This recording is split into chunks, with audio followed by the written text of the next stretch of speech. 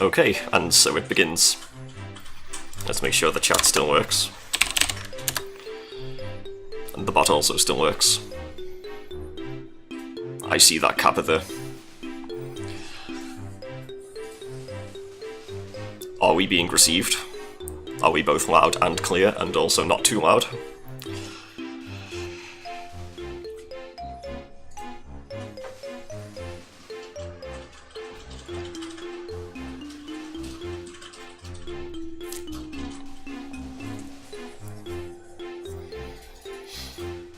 I did test this game's settings extensively a couple of days ago, so I'm gonna go ahead and just assume that they're fine. If there are any problems, that will be the biggest disaster ever, but that is cool. Let's see. Last time I tried this emulator, my keyboard randomly wasn't working. The sad bee can't make you sad because you made the sad bee. Anyway, we're not going to be watching cutscenes, we're not going to be doing anything fancy, we're certainly not going to be going for a world record speedrun attempt because I don't even know how to speedrun this game. But what we are going to do is play through the game and have a great time, even when things go horribly wrong and we embarrass ourselves, after talking as though we actually know what we're doing. So, let us begin.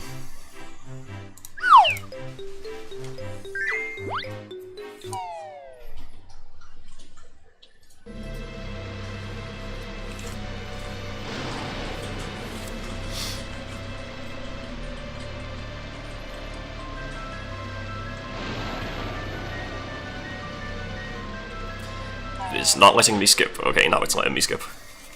I do hope the controls are going to be adequate. Ah, instant talent shot. Feels good, man. You be quiet.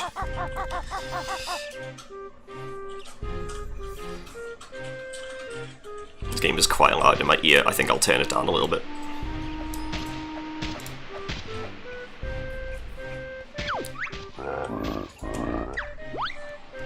The notifications should be working as far as I know, yes.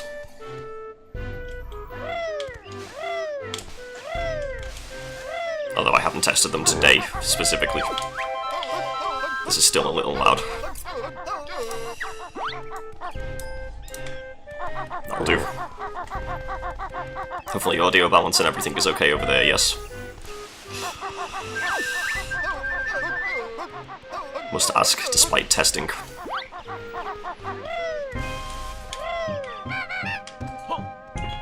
Already failed a jump, run over, restart game.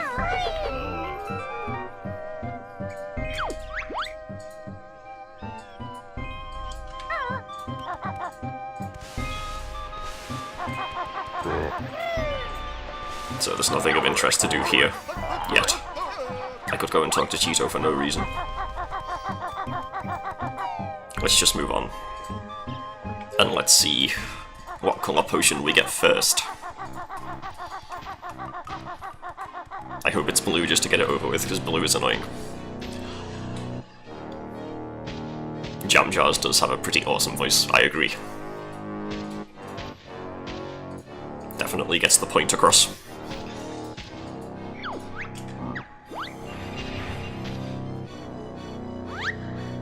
And is the easiest potion. Certainly most fitting for the beginning of the game. But it does mean the later fights will be more difficult. Not that he's difficult anyway, because, you know, he's Klongo. Yep.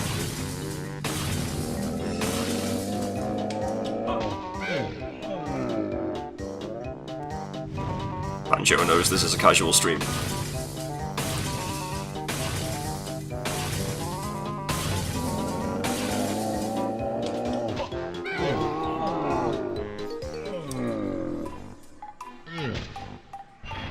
And then he made lots of noises.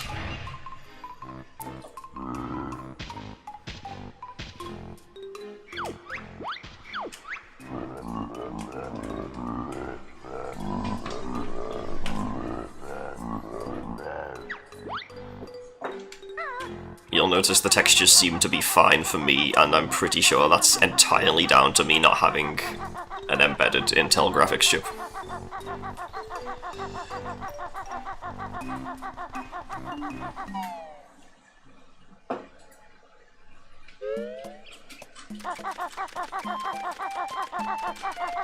I'll just tap along to the music and not talk over it too much.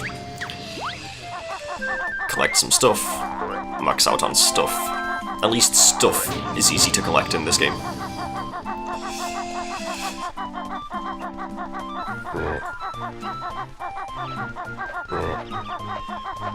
I would attempt to hum along, but I can't go that high, so I'm not going to.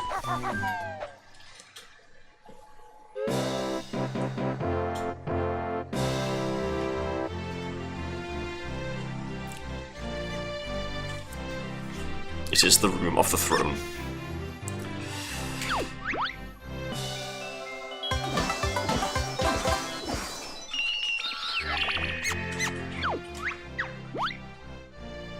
It is a very large Jinjo.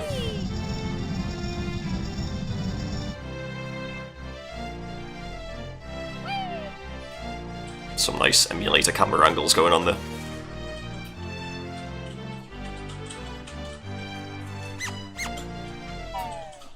I'll think about it. I mean, I already did Ninja in Streets of Rage 2, so...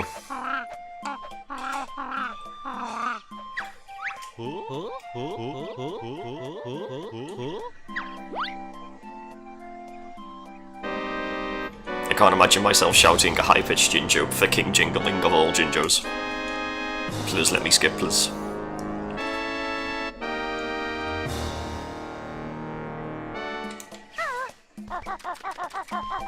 That's a very convenient signpost.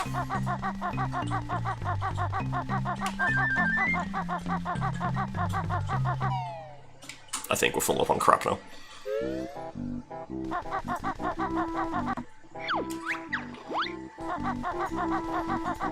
Just remember to get the goggles here. Not that I'll ever use them, but completion demands it. From the guy with the Donkey Kong toy.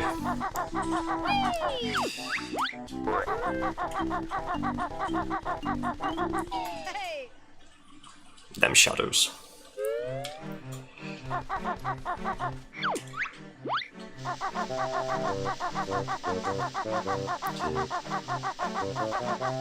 So I guess I'll be doing everything here, including all of the secrets.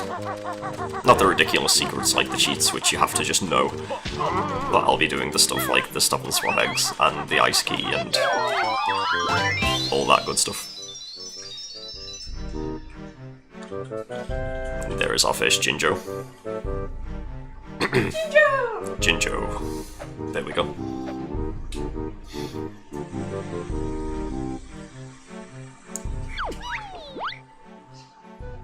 If you're lucky, I might say it when I find the white one, considering that one is unique.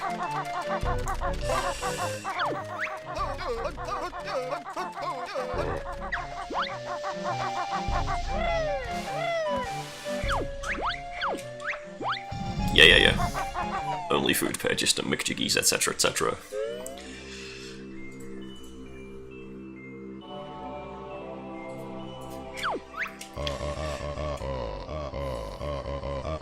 This is one of those random dialogues that cannot be sped up. For no reason other than, I guess it wants it to stay in sync with the camera.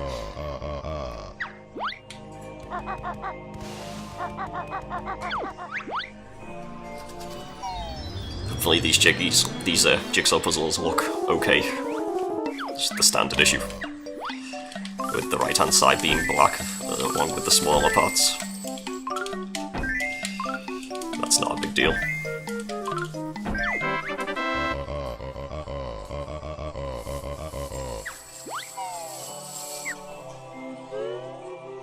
That might be why actually rotating your jigsaw piece 45 degrees gives it unimaginable powers.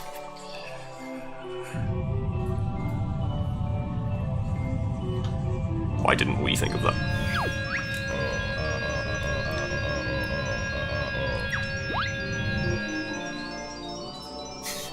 And there's a banjo.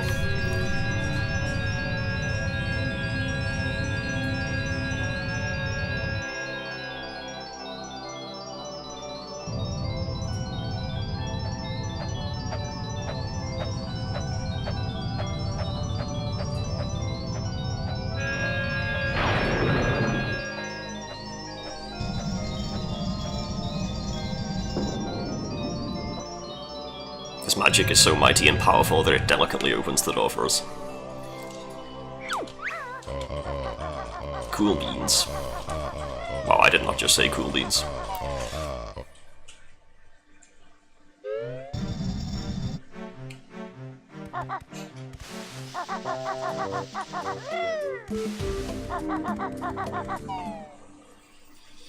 Must admit, I'm not looking forward to the first-person sections because my muscle memory from the Xbox Live Arcade version is going to completely throw off my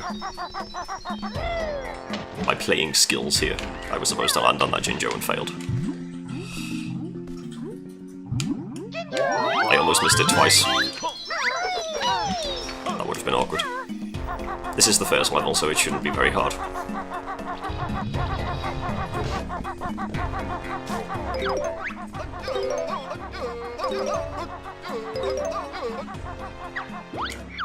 That is a signpost. I am aware of this. Also, the notes come in 5, so that's very handy.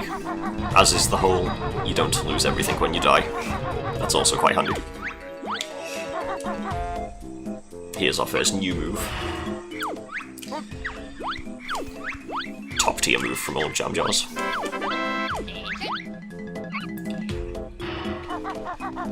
He was fortunate enough to not randomly bonk his head, or do something stupid.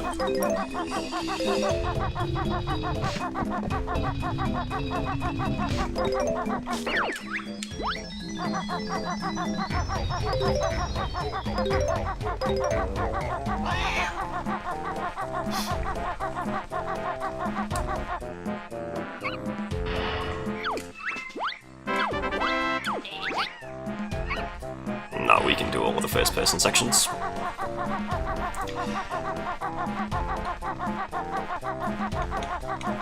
And here's the first treble clef, and that's all the notes from the first stage.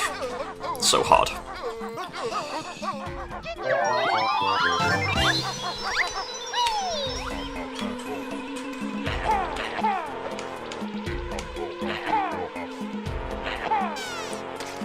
Sensitivity's a little strange, but we'll deal with it. I'll get used to it soon enough.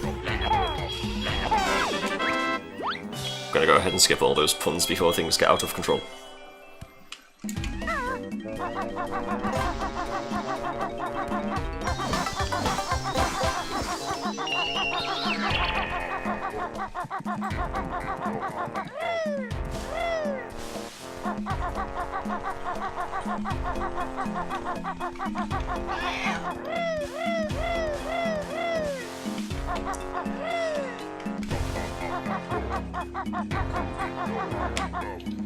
Yeah, it's not ideal. I'm hoping I'll be able to adjust before too long. So let's go ahead and see how bad the sensitivity is in the first-person sections. I'm sure it's going to be fantastic. Oh, and also he's automatically looking upwards because the dead zone is off or something. Whatever, we'll deal with it. That's my excuse and I'm sticking to it. Hey look, it's a person. Hello there and welcome to the stream of the Tooie that is Banjo.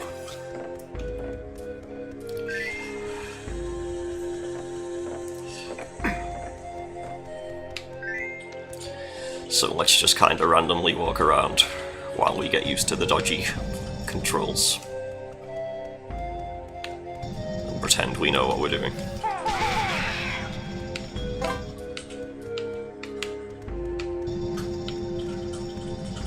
Yes, yes I am. That was great.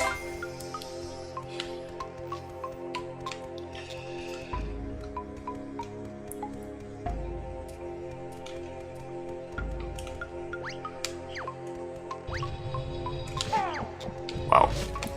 Screw it. Taking the damage. Or being made immune by the cutscene. I'll take that too. Which way should I go next? That way doesn't go anywhere. This way.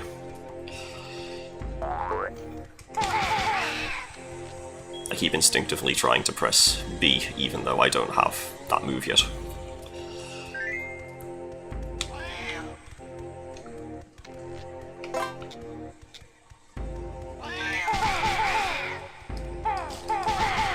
This shouldn't be too intolerable. The boss might be a little challenging until I get used to looking up and down and strafing though, because I did mention this in Banjo-Kazooie as well, but my C left and C right are on 2 of the face buttons so that they don't accidentally get pressed when using the stick up and down.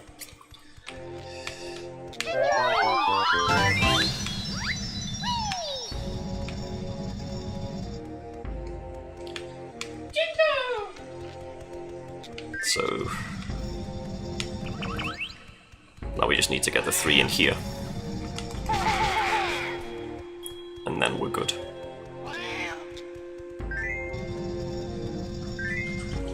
I'm assuming at least Jinjos are being picked up.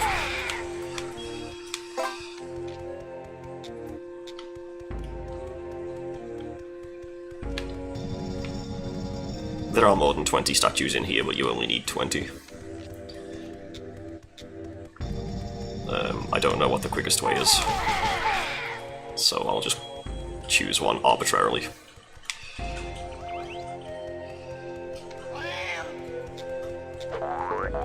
Here we go.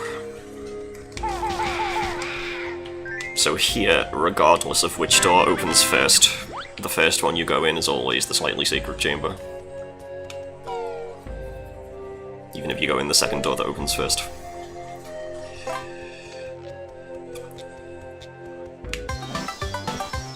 Which is interesting.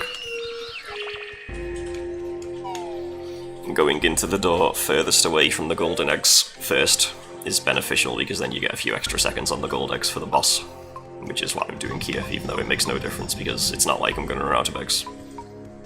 In before he jinxes it by being terrible. I don't even think I don't even think speed strafing works here, but doing it anyway from force of habit.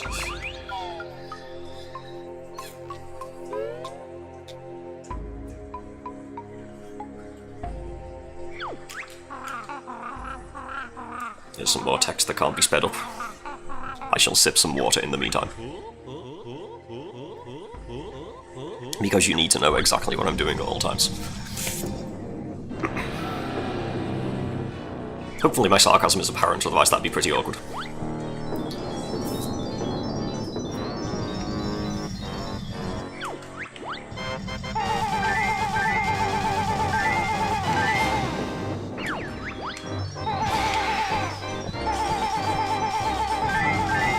Initially we always rotate in the opposite direction to him for maximum time savings.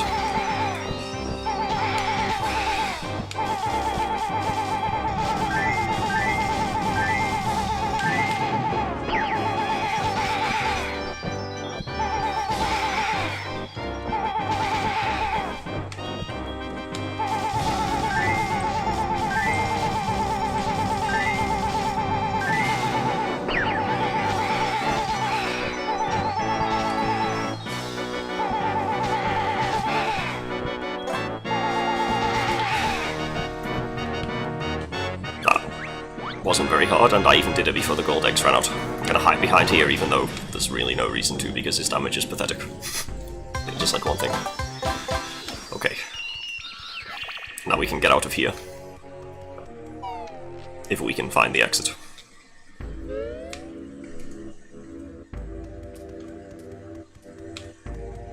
That's not gonna be some sort of inappropriate joke, I assume. If not, I'll bite. Go ahead. Because, yes, the Jinjo calls are always completely randomized.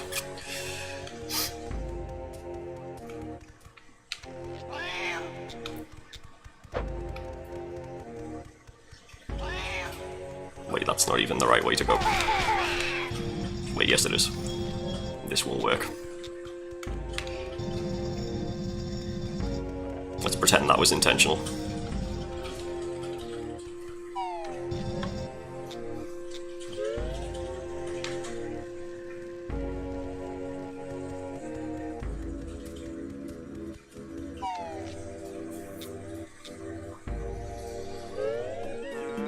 Those are definitely gonna get worse.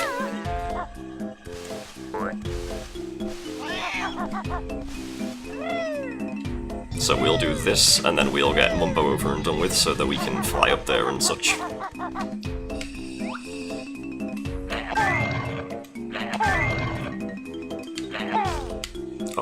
missed. That was awkward.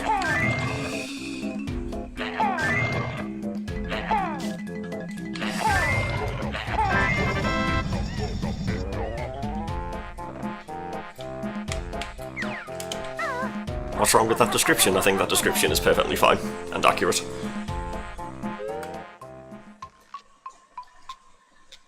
Obviously it explains the BRB screen. Surely you know this because you made it. Don't act like you don't know this.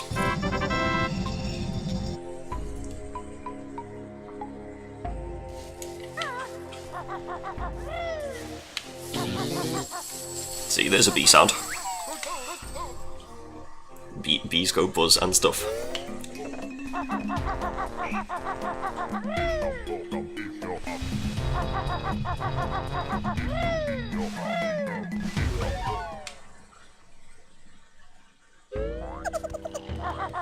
Very difficult first Globo to find though.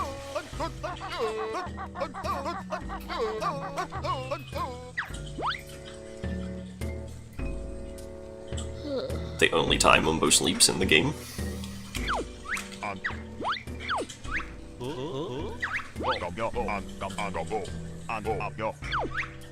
Yes.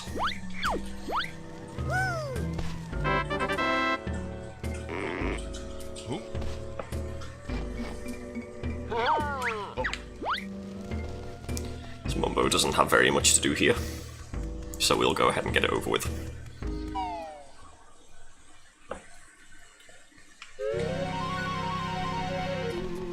I remember the first time I played as Mumbo, ever. It was awesome, after you were so used to him just kind of sitting in his hut being useless in the first game. Now he, like, does things and stuff.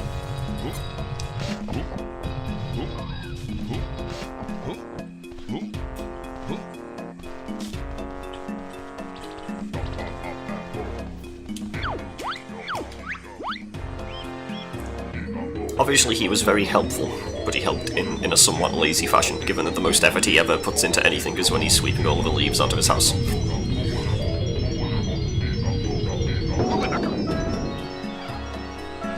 Maybe he could put that much effort into beating Gruntilda.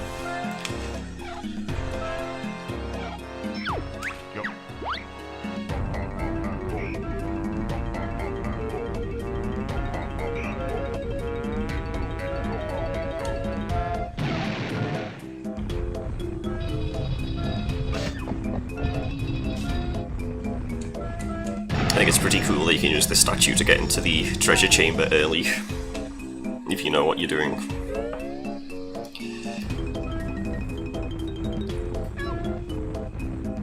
I mean, I guess you're also supposed to use him to open the prison compound, although because that door's different, it does kind of imply you're supposed to blow it open, but this guy works too.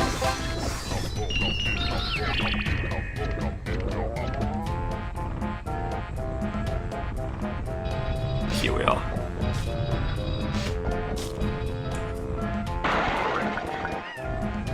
You can also conveniently activate this warp pad for us, although I don't think I'll be using it to come here next. I will have to summon him a second time. Pretty sure he can't use these though. No. Because we still need to open the prison compound, which is in the opposite direction, so there's no way we can reach everything in one go. Fortunately, the summon animation is shorter on every time after the first, because they're generous and kind and thoughtful, and good at game development and designing.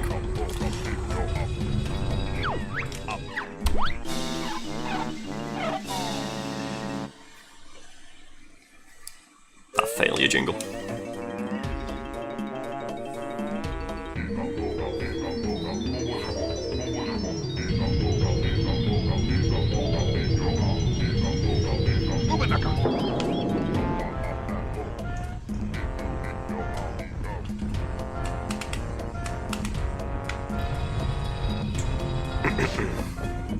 Okay, let's profit through another door. That's 3 for 3. And now we can stop. And Mumbo's work here is complete. This is one of the rare times where the Mumbo pad doesn't disappear once you've done everything that it's used for, because you can still summon the statue to like have fun and whatnot, I suppose. Whereas usually once he's done all, he kind of disappears, so that you know that he's finished.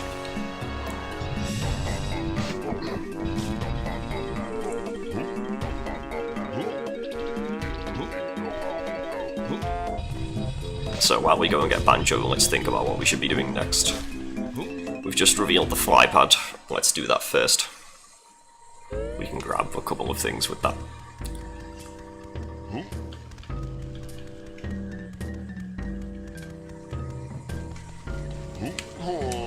The warp pads will certainly be seeing a lot of use.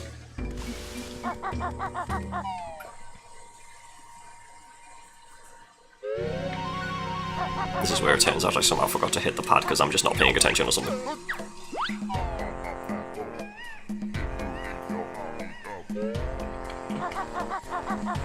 Fortunately, I did indeed reveal the fly pad.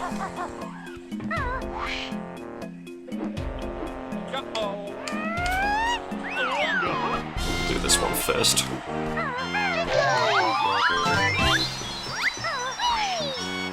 I just impaled a ginger skull onto my beak. That's fine.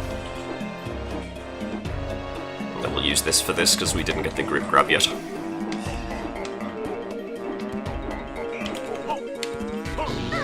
Didn't mean to land, but what can you do?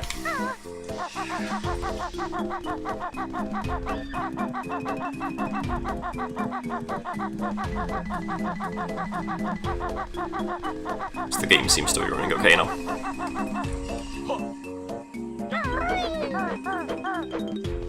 I do like how you can hold the beak bomb indefinitely in this game. It's kind of awesome. Have a lot more control over it as well. There's actually a fair amount of steering that can be done.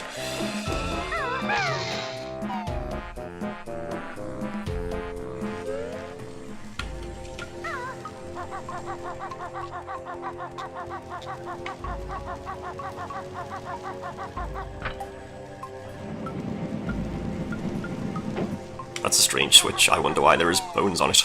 Well, there are bones on it even. English, grammar, etc. Anyone who has only played this game once before might have an entirely new perspective on it seeing it for a second time. Okay, let's hope the dead zone doesn't screw this up. I am aware you can just jump into the fire and take damage, but I usually don't do that because I'm stupid. This is a lot harder than it would be on non-emulated version, I have to say. Whoops. Oh, you can't even speed this up. That's a bit awkward.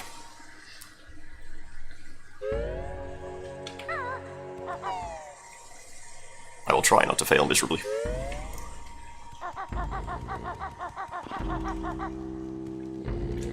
Let's try it the cheese way just once. I failed. Okay, no cheese way. That's just the whole impatient method.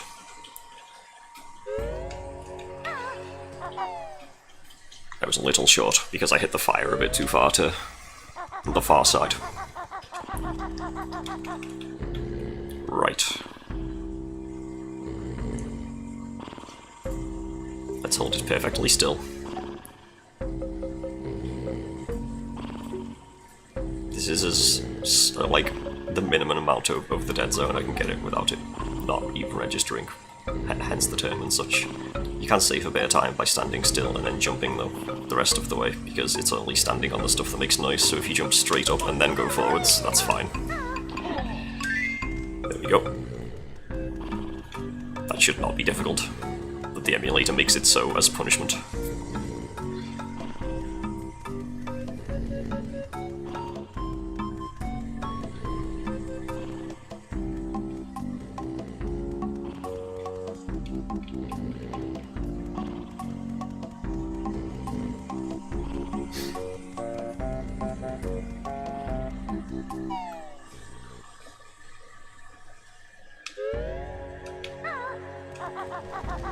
We have now spent 5 minutes in Pterodactyl Land. How interesting.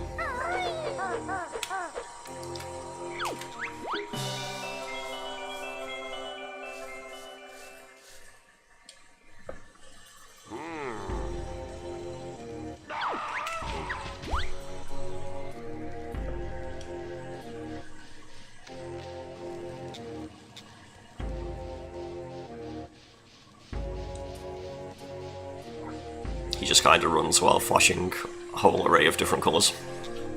And then he just disappears. It's always fun. So... I should get Grip Grab next. Which means we're walking to the entrance.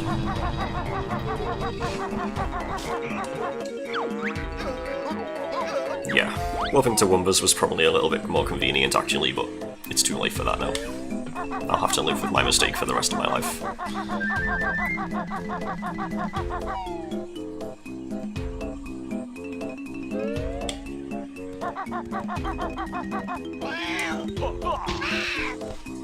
Give new move, please.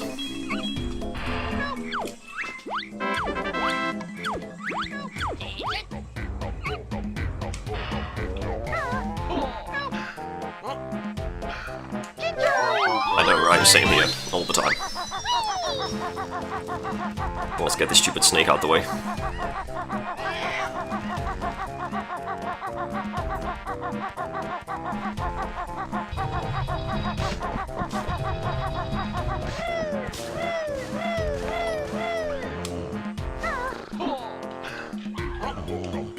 Hello there, the great Vajonas. Thank you very much for the follow.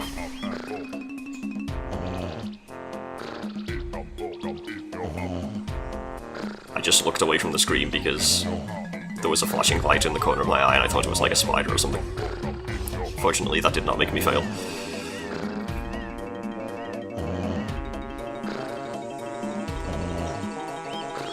I don't like doing the jumping trick here because the snake's kind of up a little slight incline and it's easy to screw up.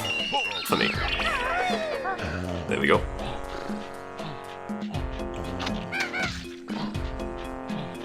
If I ever get hit by one of these things, I'll be sad.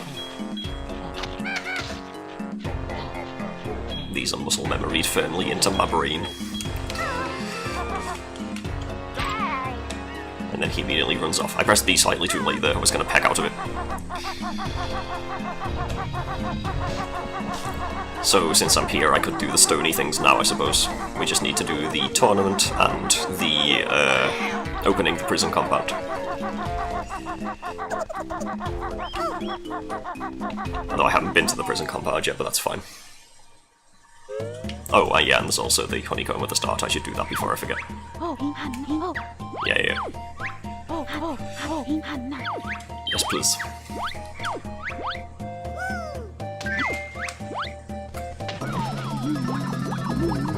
Yeah, that wasn't so bad. I guess that makes up for failing the statue thing.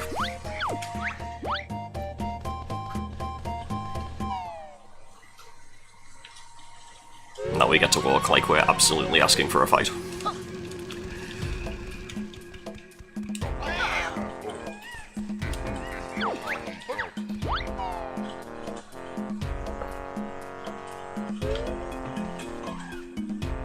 This should be the last empty honeycomb for the stage.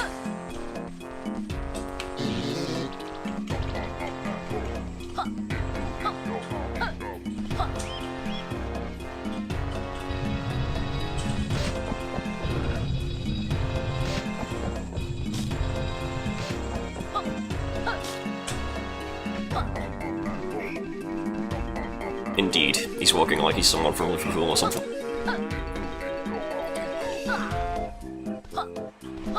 Scout's not required.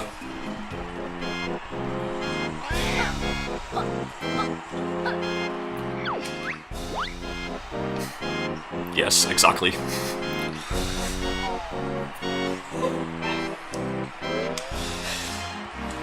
Couldn't have said it better myself. Except by adding the accent. I shan't put you all through that though.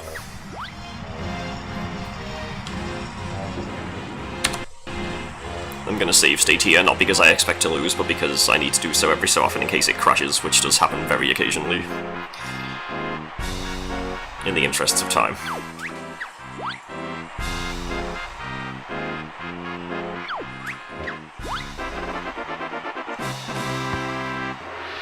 Wow, I just missed the first shot. That was awkward.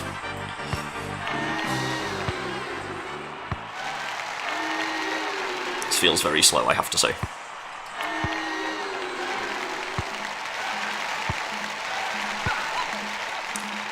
That's a great question. Maybe we'll find out someday. Unless, of course, Lillian wants to shout a Scouse Jinjo across the room, which wouldn't surprise me.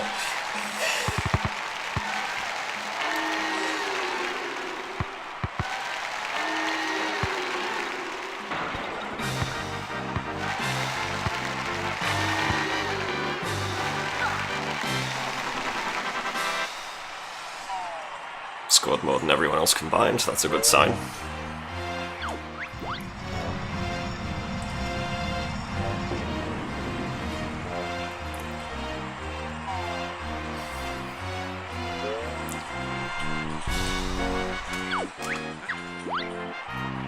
Now there are red balls.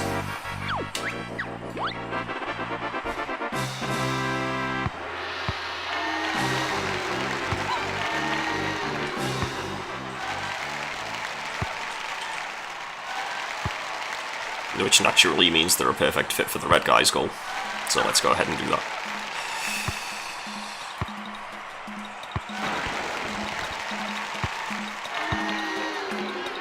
Or just miss a few times. While they fight over the one yellow ball. I just wrecked both of those against the side, that was pretty awkward.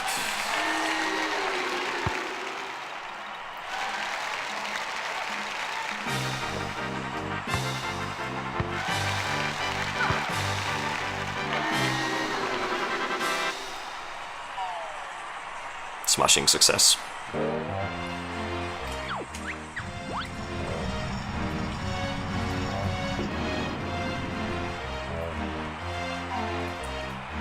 Same again, but with bombs. Which I'm just gonna avoid completely.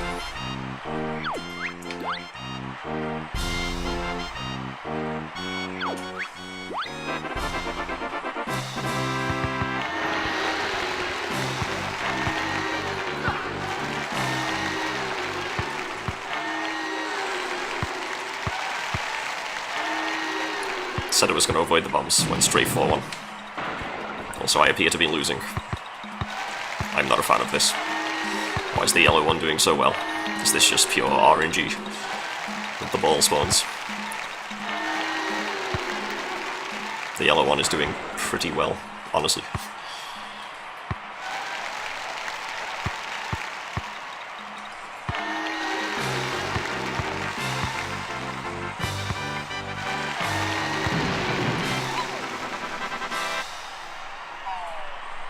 I didn't score more than everyone else combined that time. What a disaster. But I'll take the jiggy anyway.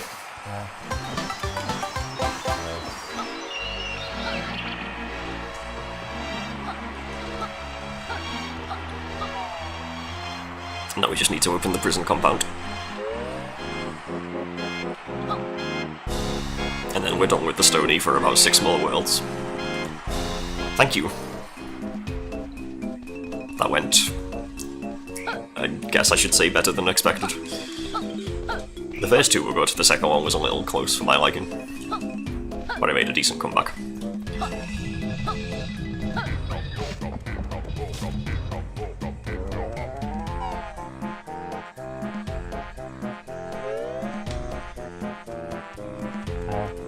Right, let's see here. Moon, star, sun, star, star.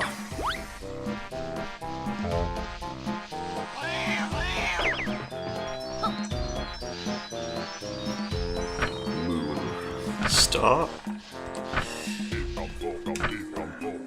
Again, this is something which has a lot of different potential combinations. Based on the save file, like at random, I suppose.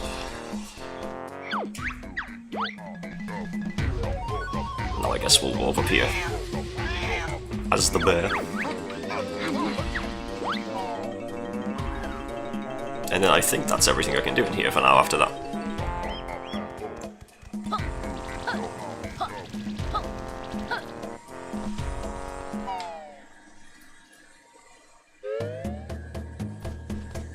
Plop.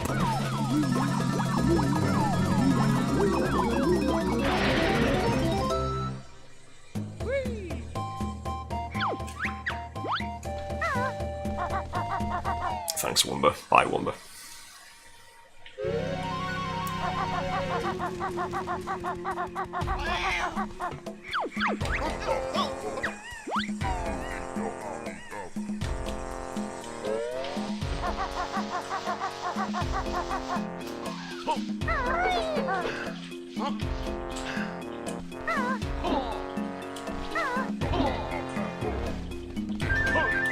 go ahead and grab the wading boots from all the way back in Bubble Loop Swamp. Been a while since we've needed those.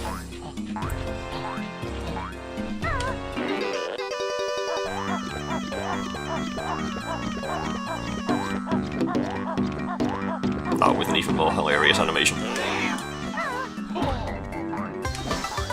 And a much faster cancel animation, which is also appreciated.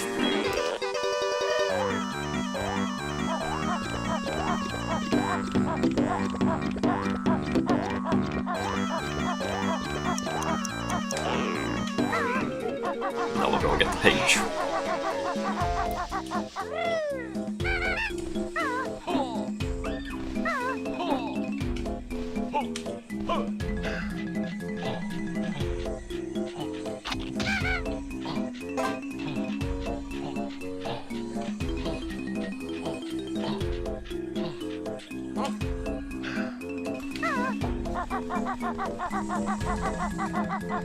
There are a lot of ways to cheese this Jiggy here. However, I do not possess any of those right now. I'll just come back with the bill drill. But if I'm not mistaken, that's everything now except that Jiggy. That doesn't look good. We'll just pretend that's not a thing. Let's see. Wait, why am I missing a Jiggy again?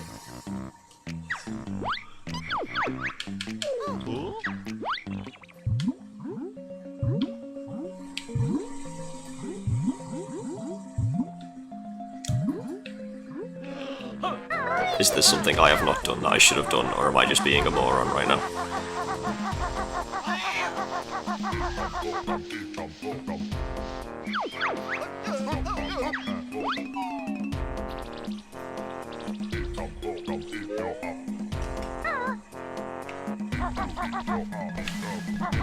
I did collect the Jiggy for returning the treasure, right? I wouldn't be that stupid. I was pretty sure I was supposed to be on 9 right now. I can't remember whether the one from Dilberta counts as Glitter Gulch Mine or not. I'm pretty sure it does, so I think I am missing a Jiggy. Whatever, let's do some of these.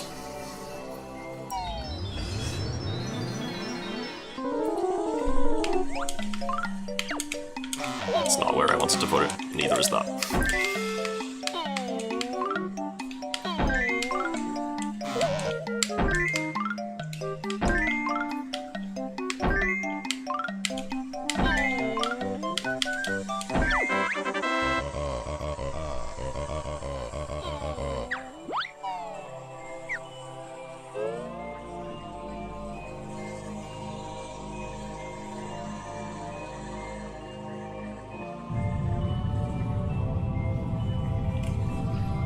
Let's watch him open some more stuff.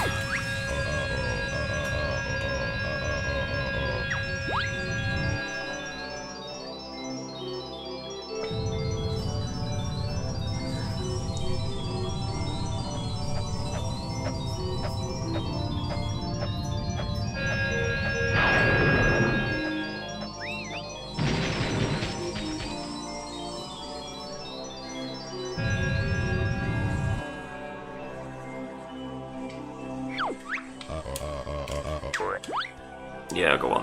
Why not? Let's save some time.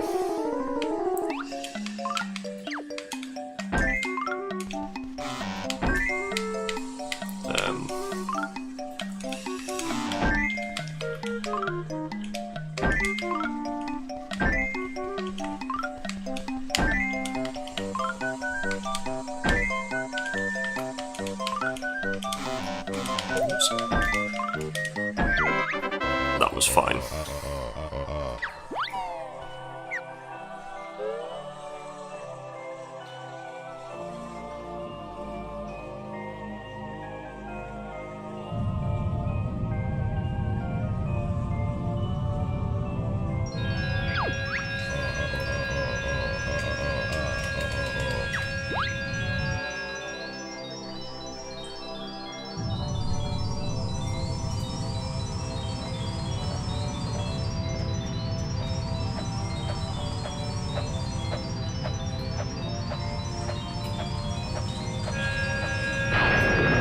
is Witchy World. Probably my favourite world. It is the witchiest world.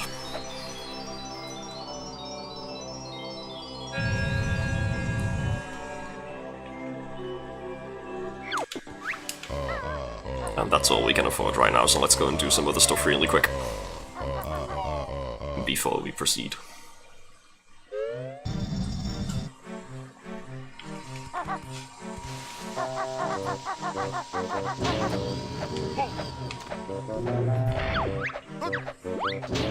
Now that we have the grip grab, there's a few things we can achieve.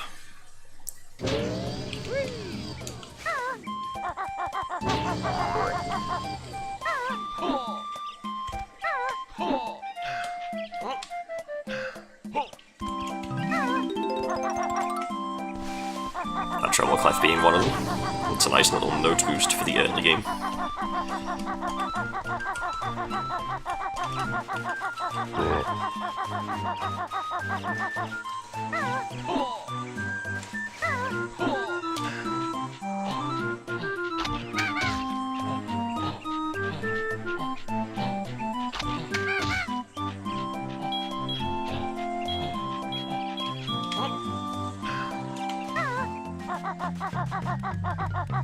Here's an interesting rendition of the Jinjo Village theme for ye old ice key. Sorry, the fabled Banjo-Kazooie ice key.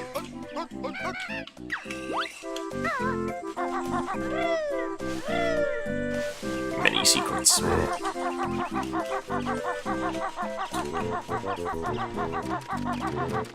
There's really no need for me to coming back here and getting these yet. But you know what? Whatever. I can get one of them now. Stick, please. The camera is changing itself.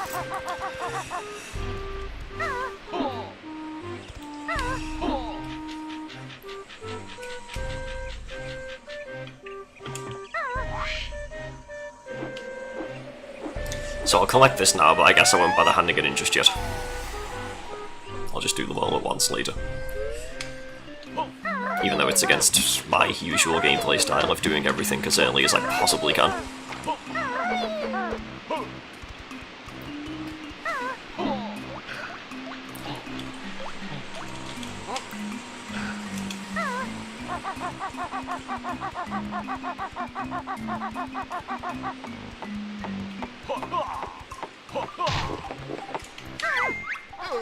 It's a blue egg.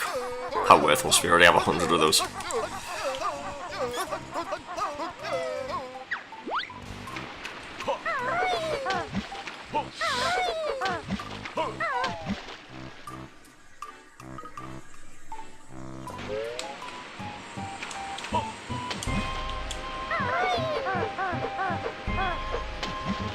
If I do keep coming here at every possible opportunity to do something new, I'll be visiting here like 3 more times.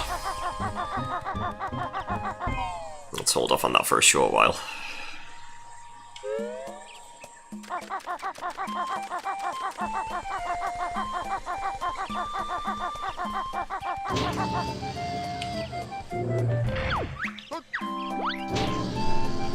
So, moving on. Let's go to a new area.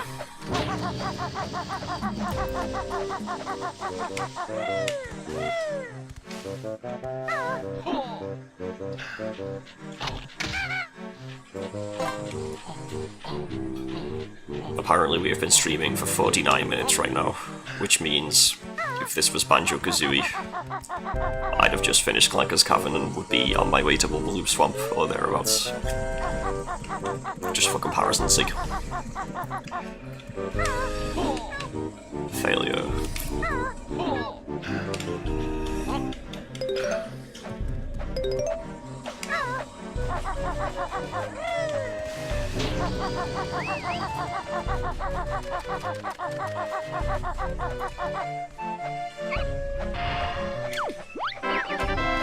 That was slightly strange. Could see him through the ground before he came up the silo.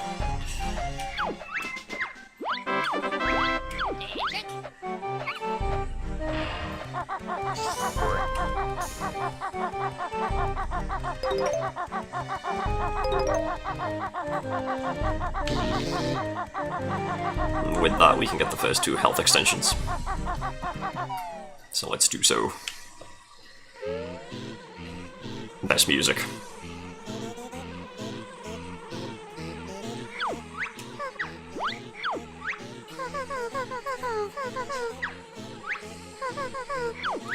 I do indeed.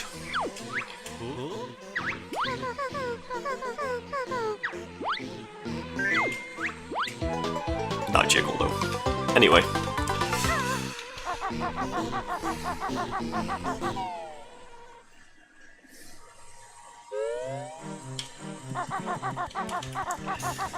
So before we go into Glitter Gulch Mine, well, I guess we should go through to the next area and get grenade eggs, just because we can.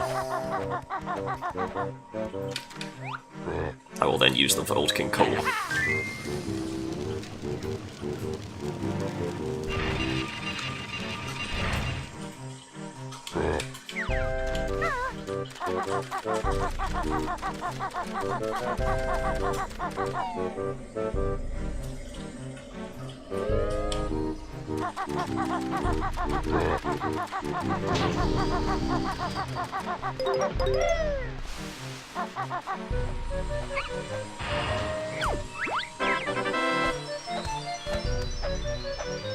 Nice.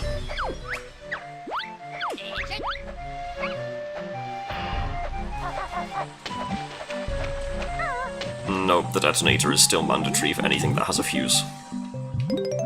You can use the detonator to blow up the rocks, like the strong rocks, but the bill drill also does that, so that was always a potential solution anyway. But the detonator is required for the big barrels that have fuses.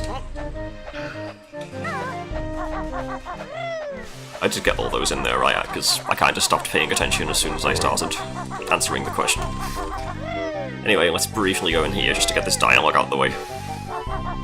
It serves no purpose, but it makes me feel better after floating in.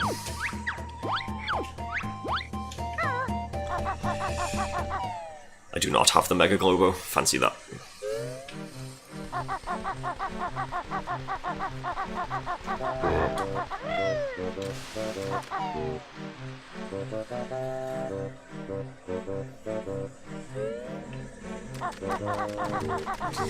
So, since the bill drill is the only thing we need from here to be able to do a great deal of things, I'm going to grab it and then head out again real quick just to tidy up those loose ends as early as possible, because if I don't, this game will end up with a lot of loose ends ongoing at the same time.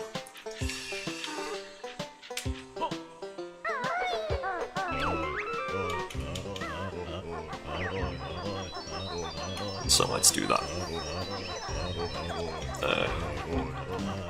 This is probably a better idea. Save a little time.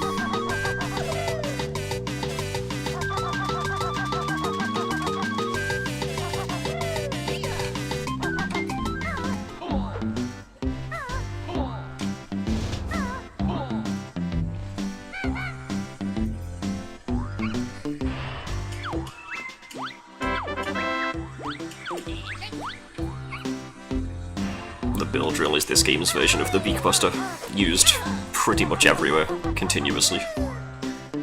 Let's get out of here.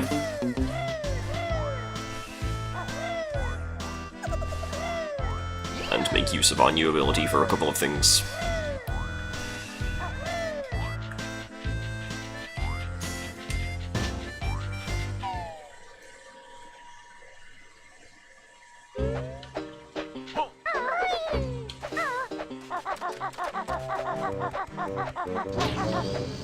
Again, certainly not the most time-efficient method, but good for keeping things nice and clear and simple in my head.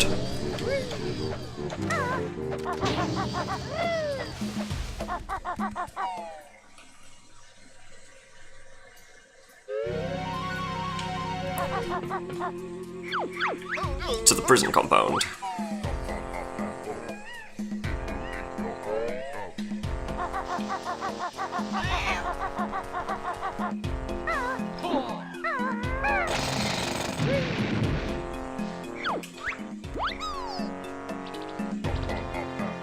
There you go. I guess I'll go grab this real quick, since I can.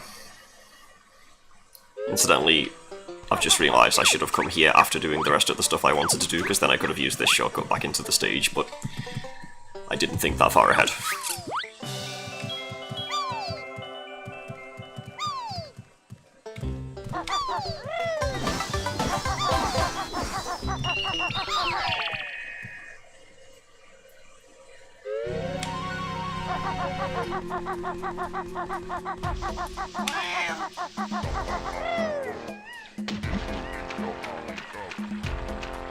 The build drill is all we need for this one, so let's get that.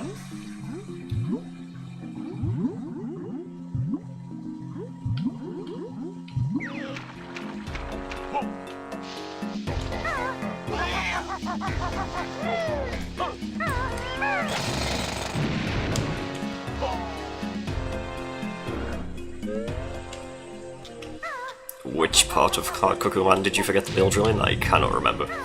Or maybe I wasn't there.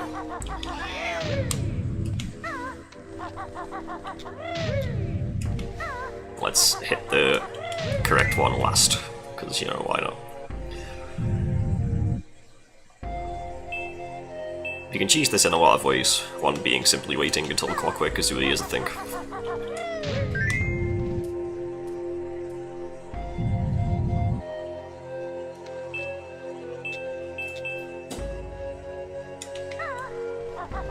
But that could be said for half the jiggies in the game.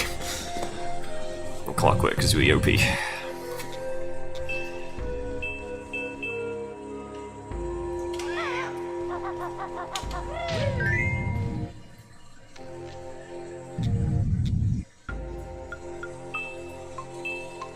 There we go.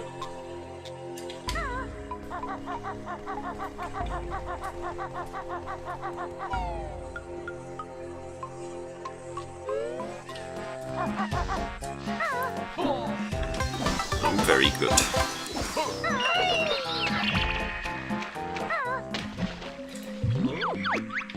Let's have a look. Okay, so I'm definitely missing a jiggy from here like a moron. I must have just failed to collect one somewhere because I can't imagine I would have forgotten about it. I was probably like looking away or reading the chat or something and I thought I grabbed a jiggy and just didn't. I'm gonna have to go through them in my head, aren't I? I definitely got the one over there, that's number 1, and then 2 is the one grabbed with the statue, 3 is targets, and 4 is targets and other chamber, 5 is the treasure chamber, 6 is the thingamajig, the competition watchamajigger over there, the kickball.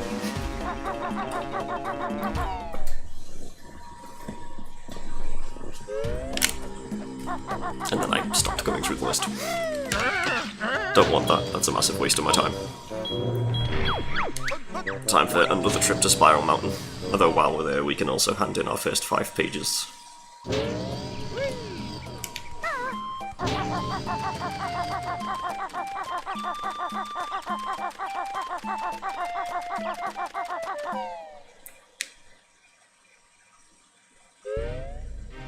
The main reason we're here is for the fish, of course.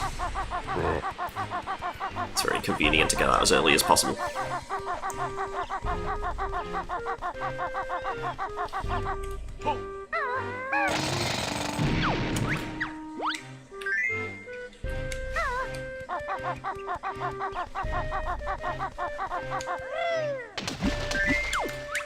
Oh yeah, and then this is unskippable, although you can speed it up.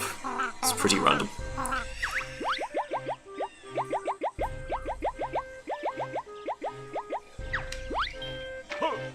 Thank you very much for that move. This has to be done from over here because we don't have airborne egg aiming yet.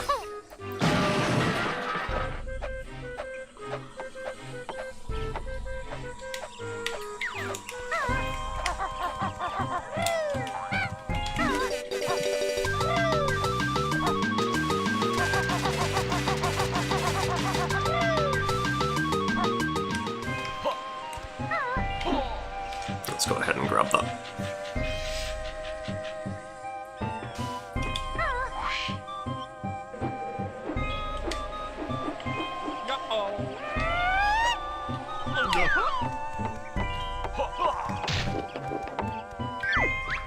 And now let's go to Cheeto.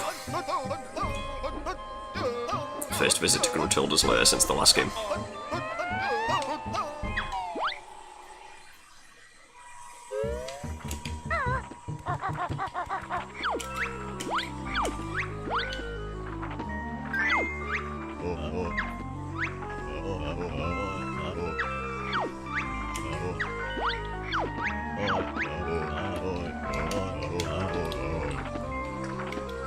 That's nice.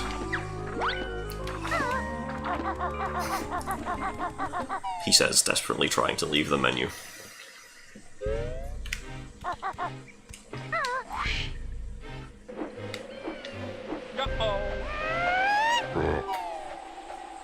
I shan't comment on my excellent beak bomb aiming.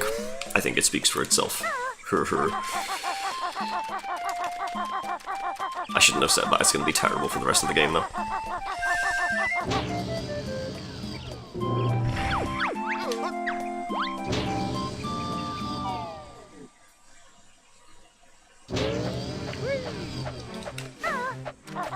I guess let's hand in these eggs just so we're not carrying them around in our items menu for about 9 years.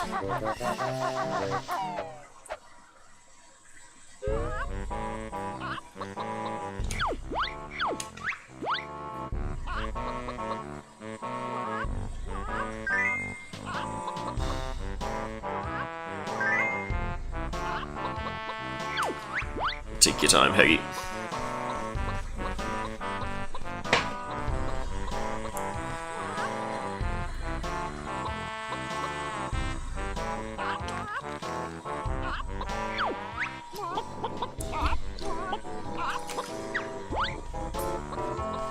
Homing, don't really care because that's going to really throw me off at some of the points later, I think. I might enable it towards the end.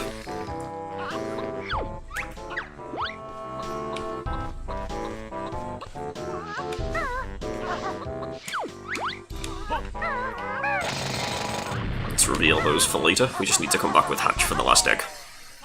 For completion.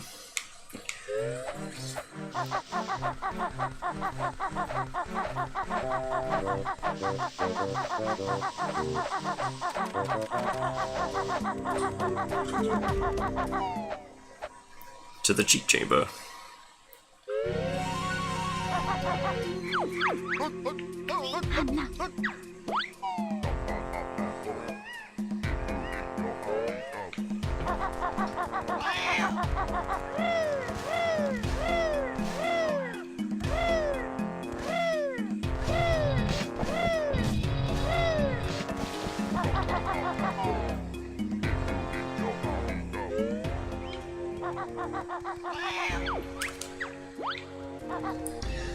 Hopefully this doesn't take too long with the dodgy sensitivity.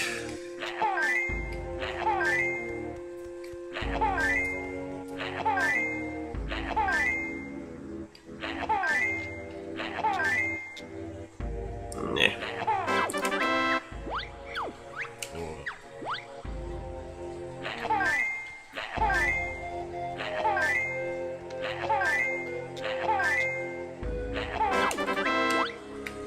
I'll type it out, but I probably won't activate it.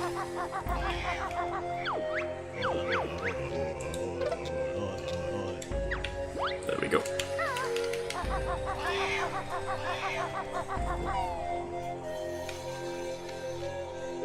I see no reason to not use the cheats.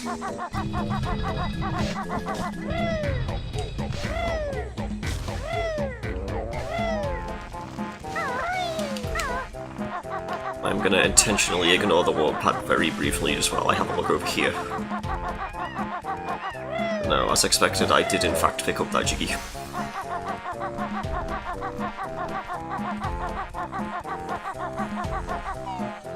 What on earth did I not do or pick up? I'm so confused. Let me have a quick look around.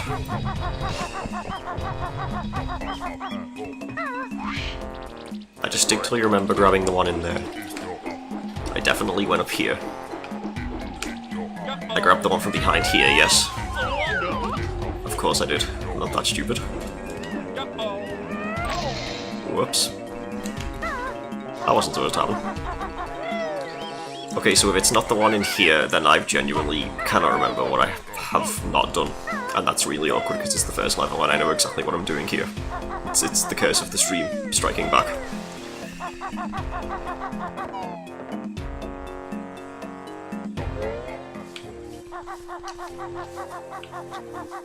That's not where it goes. Yep, I just forgot to collect the Jiggy from the frigging statue from Pterodactyl Land because I was too busy talking about Pterodactyl Land. That figures. I knew I hadn't forgotten something, that's why I was so confused, because it doesn't compute in my brain that I could have forgotten something, so I get really thrown off.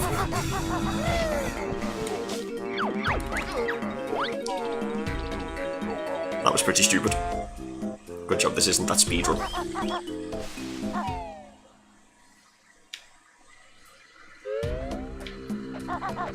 Yeah, me too. Maybe I was just thinking of the honeycomb. Anyway, we can use this to get back.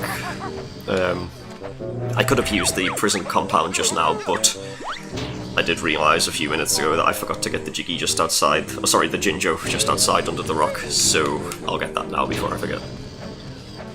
And then we'll make a start on Glitter Gulch Mine, which is the only friendly cave level in existence.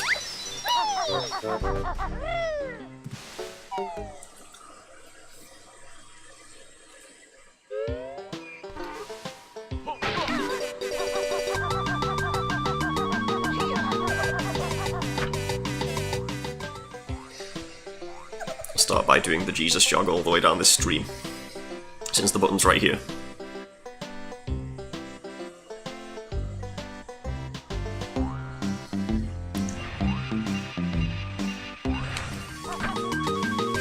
Nice of it to show me the way.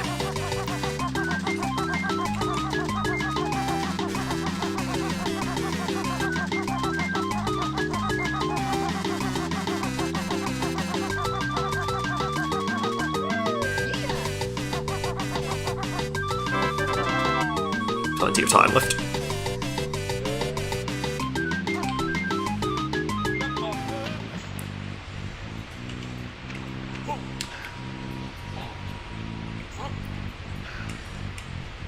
That big rock down there is going to lead to the ice ski someday, once we can open it.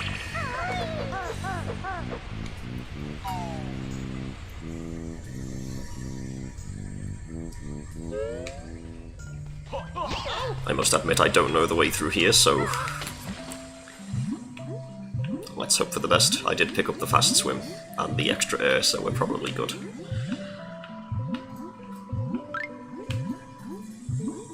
It's not that way. First person just makes everything in this game so much easier, in my opinion.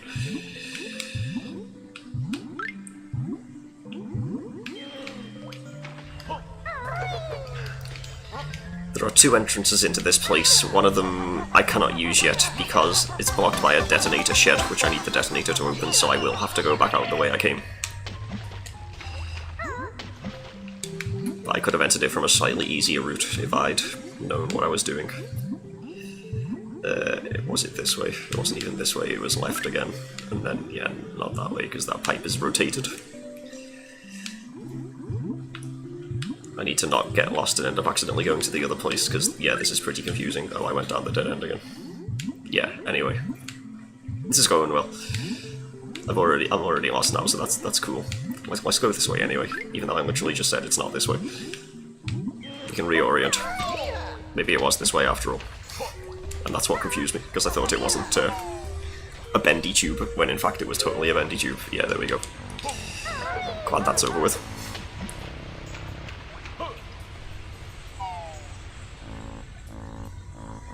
All of the maze puns. Amazing, etc., you know. All of those never before seen or heard puns. Jolly Roger Lagoon water. The only sign in the game that says Jolly Roger Lagoon instead of Jolly Roger's Lagoon. I guess they ran out of space. Their font was too large. Someone should get fired.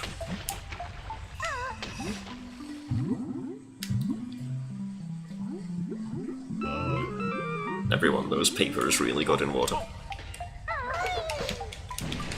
And I'm gonna double check that I picked up that treble clef because I'm good at paying attention. I swear it's so hard to talk and play at the same time, constantly. That's probably why I missed that with the Jiggy.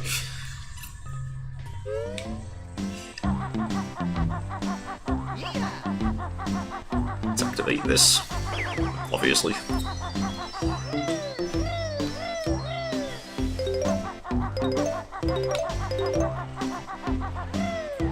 Can't get that yet, although we don't need the springy step shoes, we could also use Clockwork Kazooie for that one. I don't have any kind of route mapped out in my head right now, I'm just doing stuff as I come to it.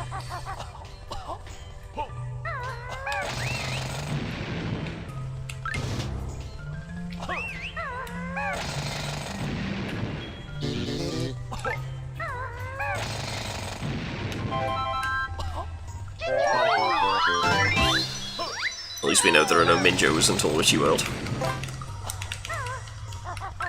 That's all of that. Hope I didn't miss anything there.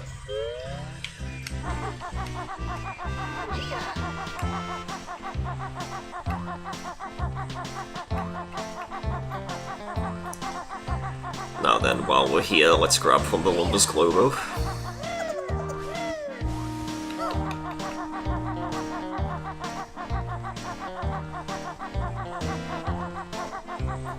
And then quickly visit the fuel storage, although we'll have to come back as the detonator. Yep, Ginger Manatee's never the same again after Witchy World. The sheer terror of the first Minjo experience.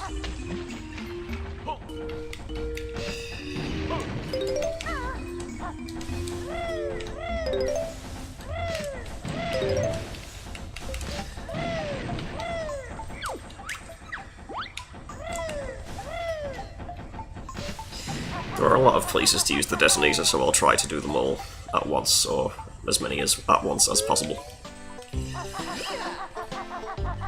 I guess we'll try and get this bit out of the way now. This is going to take a few tries, I'm sure. On the bright side, at least this one doesn't take any aiming, because it's all just on ground level, trying to not be terrible.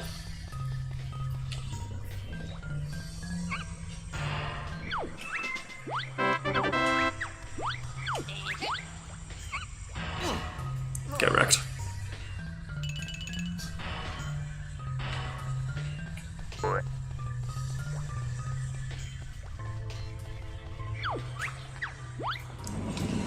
Oh boy, do a save state. Again, more for recovery purposes than anything else.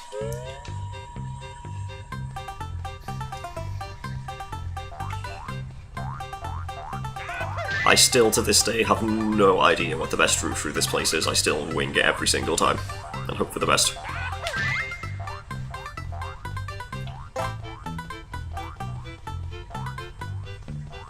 I'm gonna stay high and then go low. Kind of.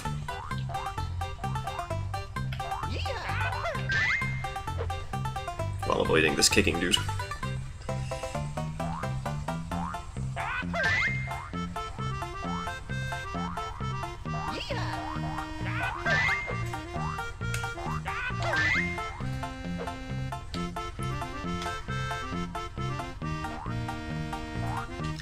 Then there's one down here. And now I've already gone well off the track I was intending to use, but that's fine. Let's go back this way a little bit.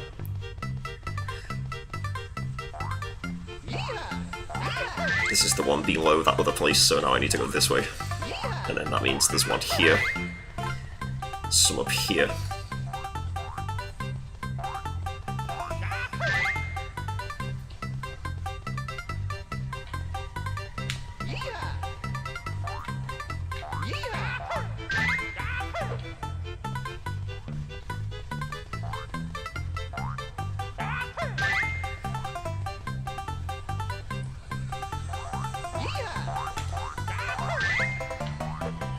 Okay, we've got all but one and we have half of our time left.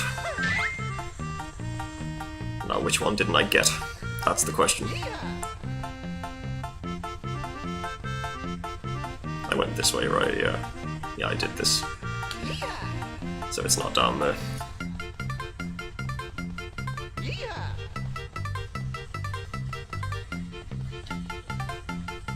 I think it's over here.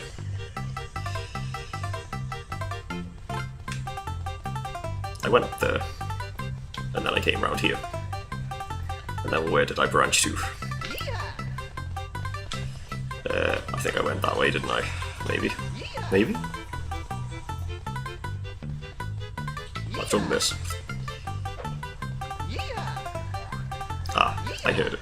Spends 40 seconds looking for the last thing.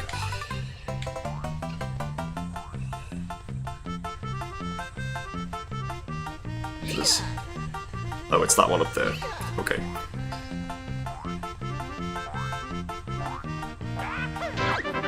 Okay, that wasn't so bad after all. I had like 45 seconds left. Could have been better though. I guess I'm kind of getting the hang of that place after like hundreds of attempts.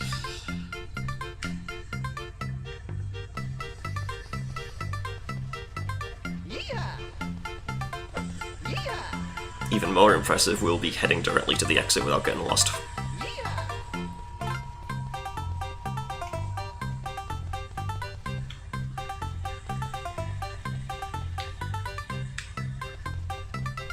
It's this way, is it not?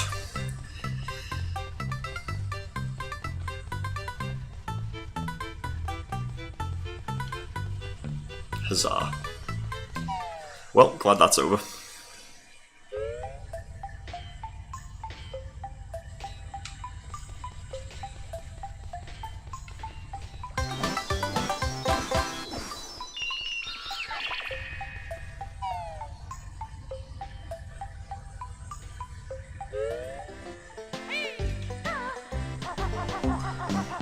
Okay, so before we do any detonator stuff,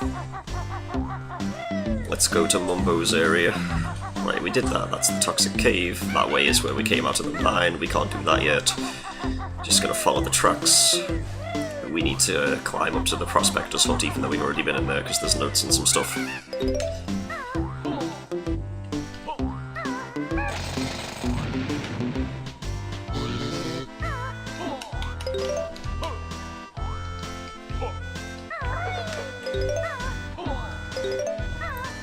Should be everything. Oh no, there's a few more.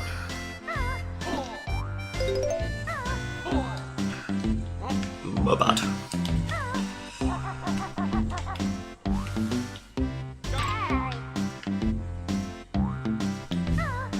There's Jinjo along the tracks somewhere, so let's keep following those.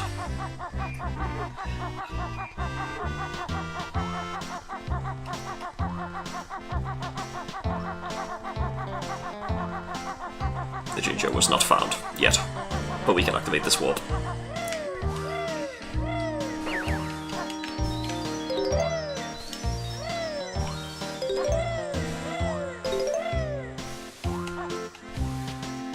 And there's Mumbo's Globo.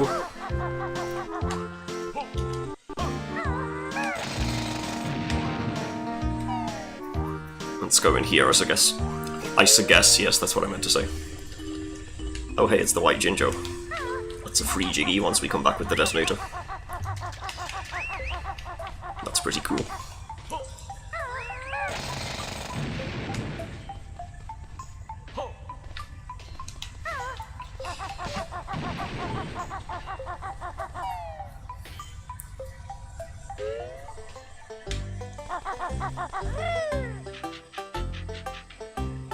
Whoops. There's nothing for us up here, but there is that switch, which I feel like I should press just for the sake of completion, even though that doesn't make any sense. Let's stand on it randomly.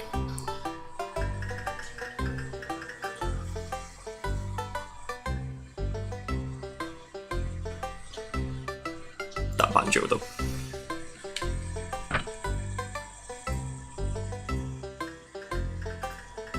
Obviously, you're supposed to split up and put one character on the switch, but there's many ways around that.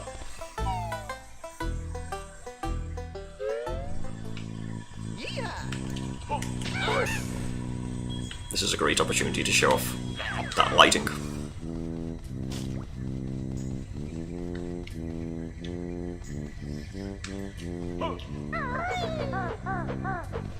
And also this lighting.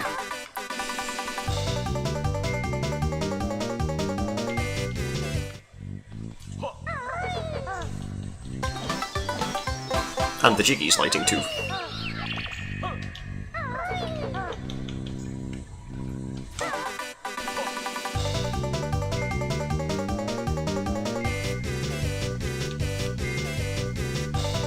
Who knew gold feathers could also protect you from bottomless pits?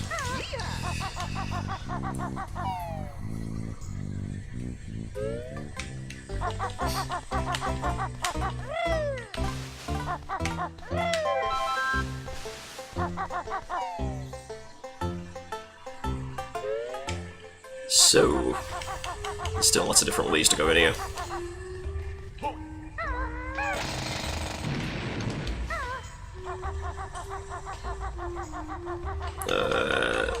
I want to go this way, right? This place is so confusing. You can already tell the difference between this and Banjo-Kazooie because I kinda... like, I know where stuff is and what I'm supposed to be doing, it's just not as... excuse me, immediately obvious as to exactly how to get there.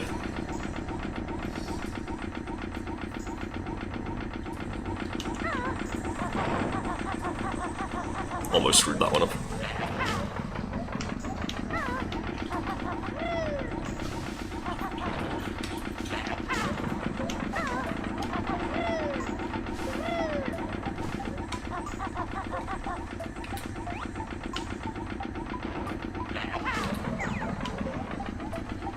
Gotta make frequent use of that first-person egg aim.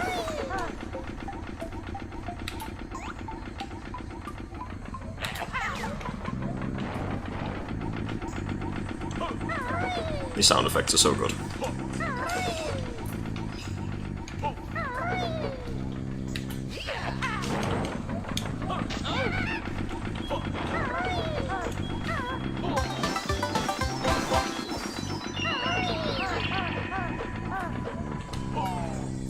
Powerhouse indeed.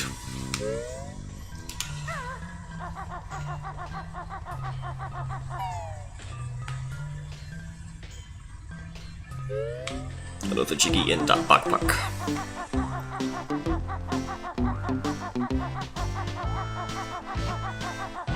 There's a nice whoop. Whoops.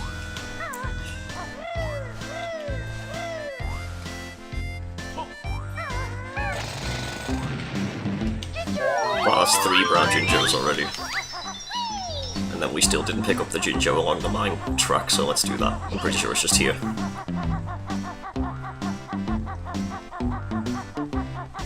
I was mistaken.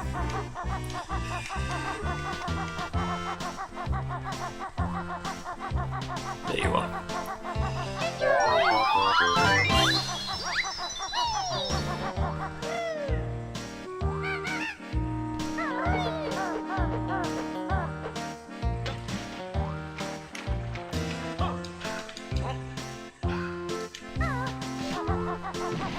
So let's go to the train station and grab the empty honeycomb, but then after that I guess it makes the most sense to go to Mumbo and do his 2 things to get them over and done with.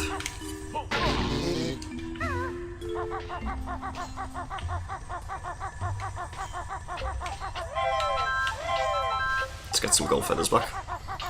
Well, we just saw the white Jinjo in the cage, so since I already said I was probably going to do it for the white one, that's probably going to be the one and only opportunity. Get hype.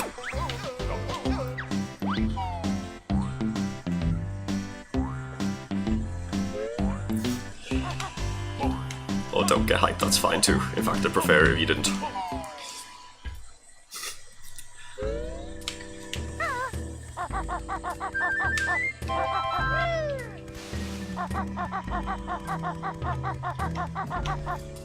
Okay, Mumbo, do the thing.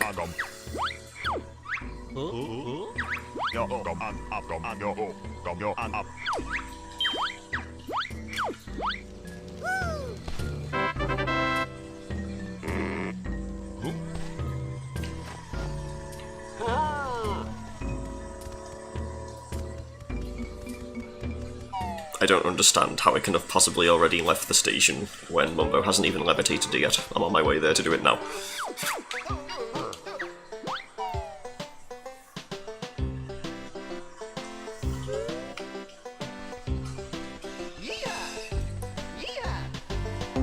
Because without this hype train, pretty much like half of the game is locked off. So the hype train is mandatory. Let's do it, Mumbo.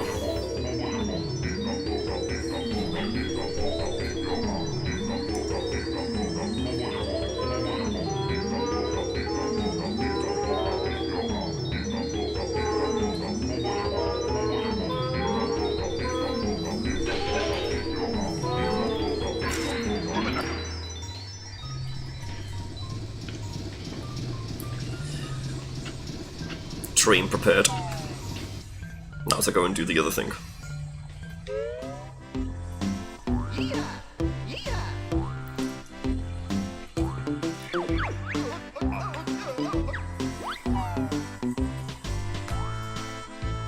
Apparently we have dropped 38 frames in total. Unacceptable.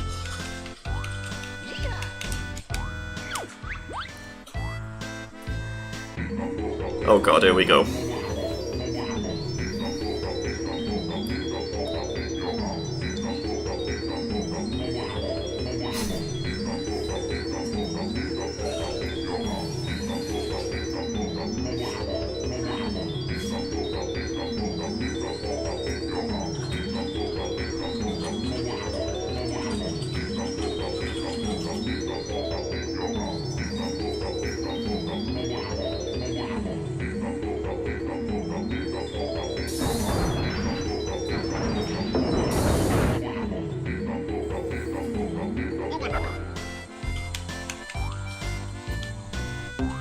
Mumbo's job is now complete here as well. Hooray. Bye, Mumbo. You're no longer required.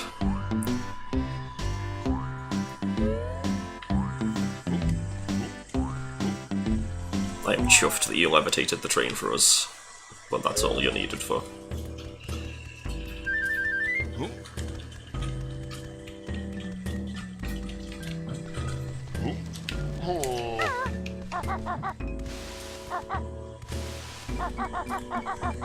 Come on now. Please.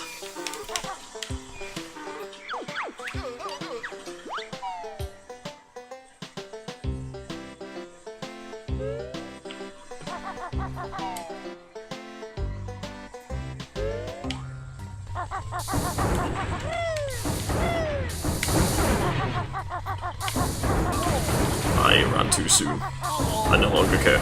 It only does one piece of health anyway.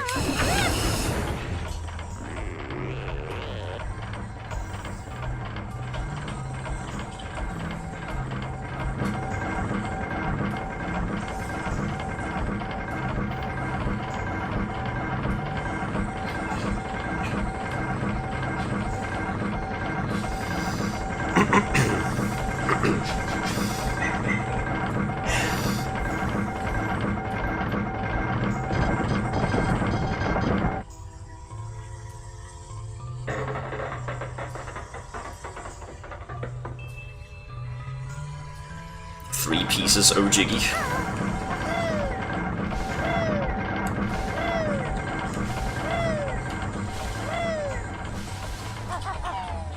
Ignores chat.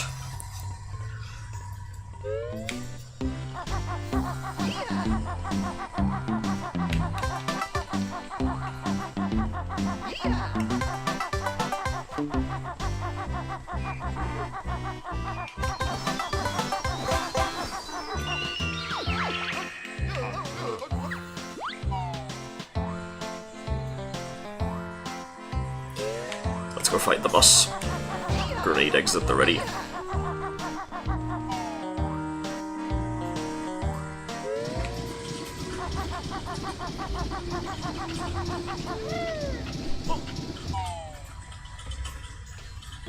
Yeah, that's pretty awesome. They play 1/3 of the track and then 2/3, and then all of it for each piece.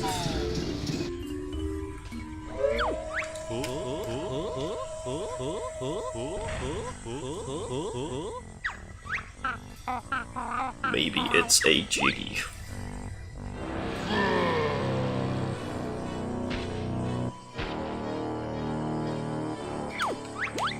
It has to be said, this boss is not very hard. Immediately damages self.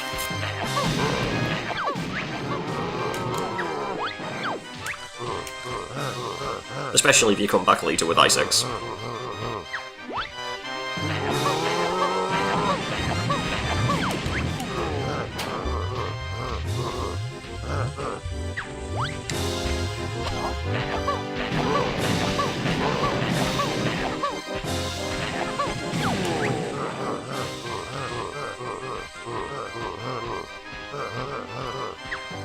Again, first person their game, GG.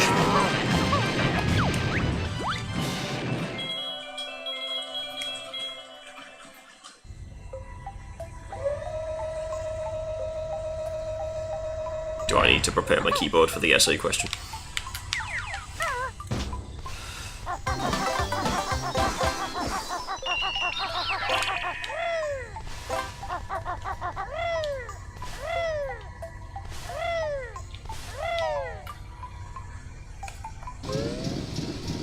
Kazooie can still have the arms though, right?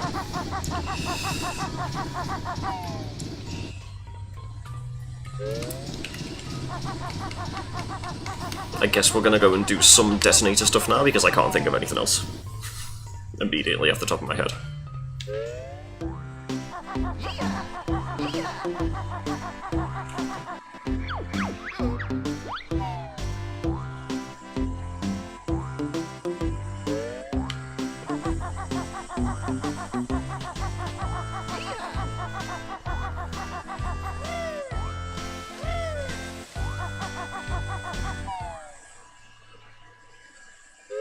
A for effort, I suppose.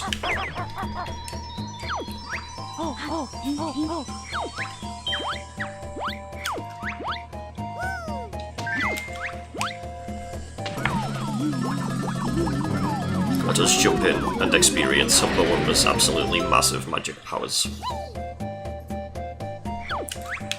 And now let's go and blow shit up.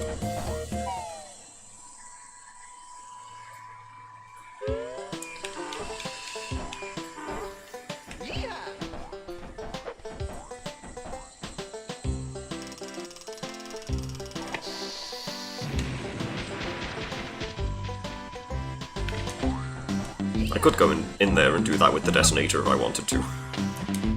Why am I going that way?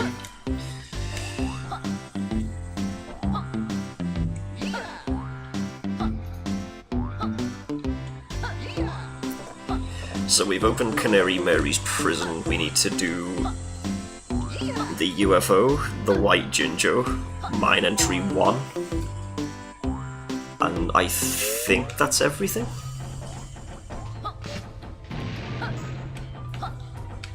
Although opening mine entry 1 is completely optional at this point because we're already done in there.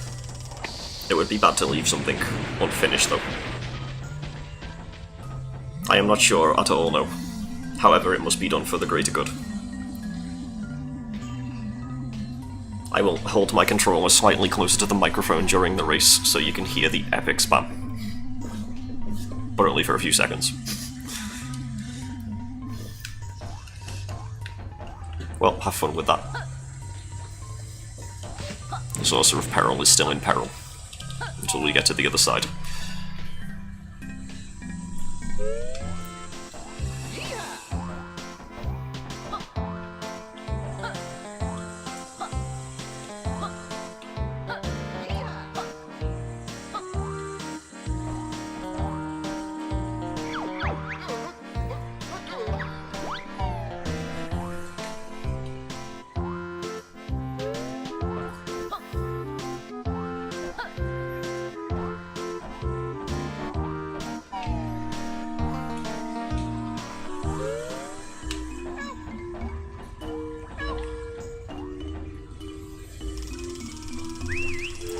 Let's see if we can actually fit in this door. I swear this is such a finicky thing to control sometimes because of the way it bounces. I'm sure I'm not the only one who feels this way. Please.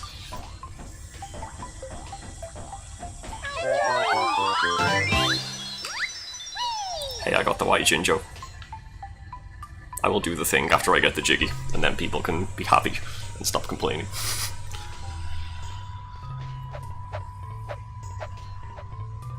Although I'd rather just do a Toad impression, but that would totally blow out the microphone. Toad is the best.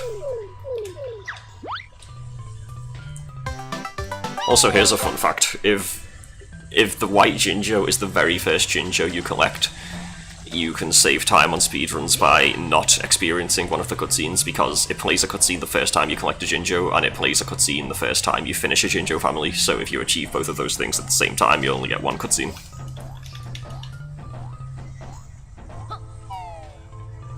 Which is fascinating. Definitely not an attempt to distract from the fact that I haven't said Jinjo yet. Where's the other thing? Oh, it's by the, wait, no, it's not. Oh, wait, yeah, at least it is. I'm talking to myself. It's the one near the crushing shed. And then once that's open, I'm pretty sure that's all of the detonator things. If you think I'm mistaken and you could remember a different one from your playthrough perhaps, then please let me know. But I'm pretty sure this is the last one. And by pretty sure, I mean I'm at least 50% sure that this is the last one. Very nice of that guy to politely turn around.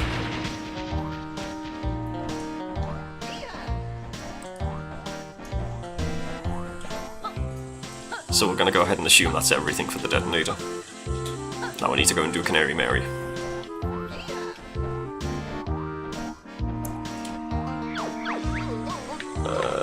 Inside Wumba's wigwam. The only time you can teleport inside. Unless you're Wumba, in which case it's like, nope.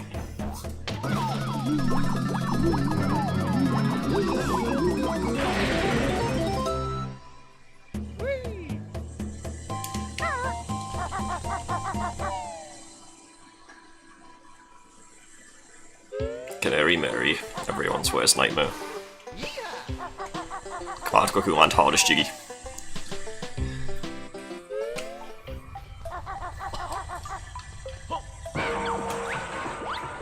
Bye then.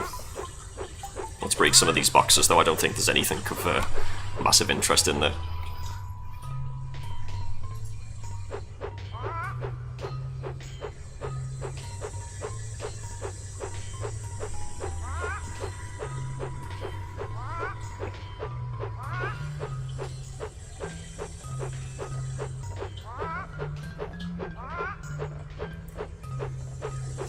You could spend a lot of time looking at the very large book of spells she has there, if you did that.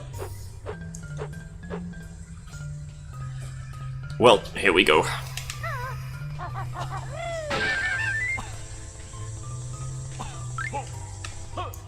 That's not even a fragile box.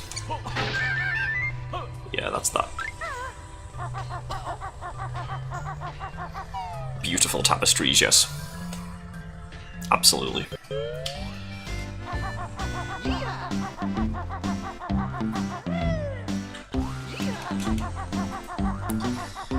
Quick save state in case we crash.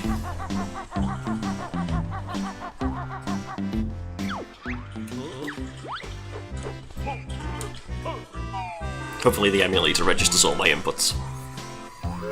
Time for some serious spam, even though it's not necessary in musical time at all.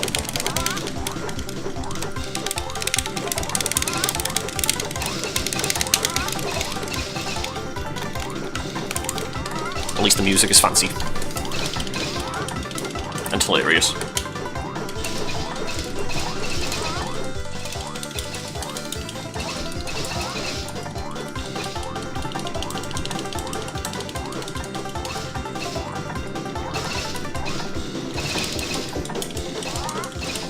I wasn't even slightly implying that, no. Not even a little bit. More that it doesn't like to register stuff to begin with, when my frame rate drops. There is actually a game shortcode to make this game run at 60 FPS, but it causes a few other bugs, so I'm not using it.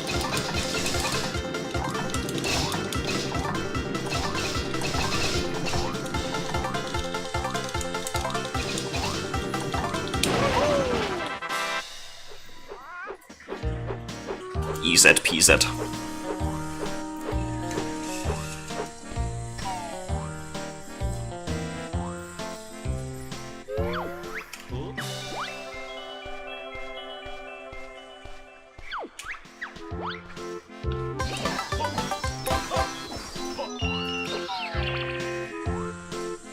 And all the way back again. I recall your reaction to having to go back again, it was hilarious.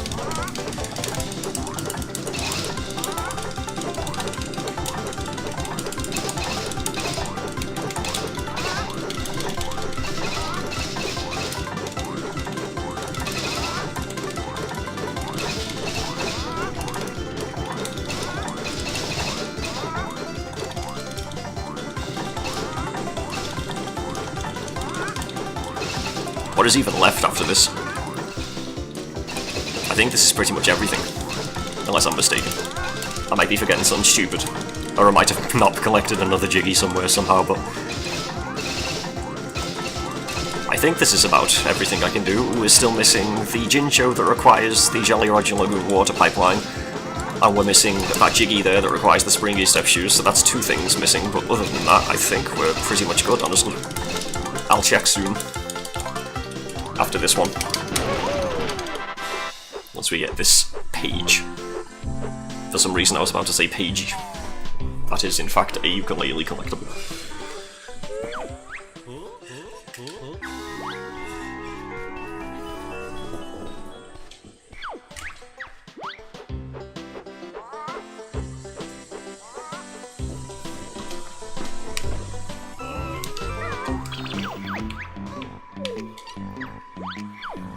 Let's see, 9 out of 10. Yeah, so we're missing the 2 things I just listed, which was pretty much as expected, so that's good. Mayhem Temple's taken a little longer than it otherwise should have done. But we're going well, so far. Right. So, that means next up we can go to Witchy World. Our new moves don't let us do anything yet. So if we'll go back to Jiggy Wiggy's first and open some levels because we can. And then we'll go straight to Witchy World. Why was I about to try and warp out? Exit rope is literally here.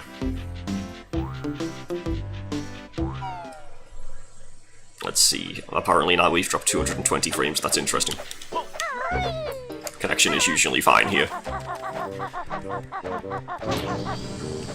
long has it been? 1:41. I guess I'll stop around 2 hours or wherever makes sense. Maybe I'll stop at the entrance to the next stage just to avoid stopping a short way into one.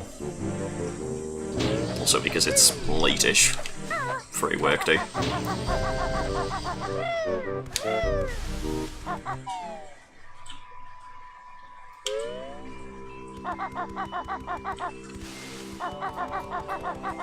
Looks like we're only going to have enough to open 1, but that's fine. Hopefully the buffering wasn't for too long.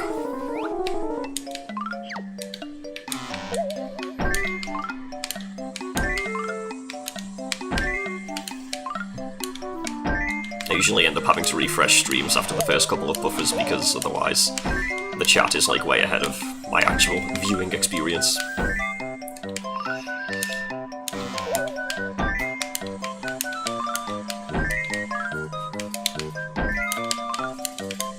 These are still perfectly fine, had a minute left. Obviously there's still many harder ones to come.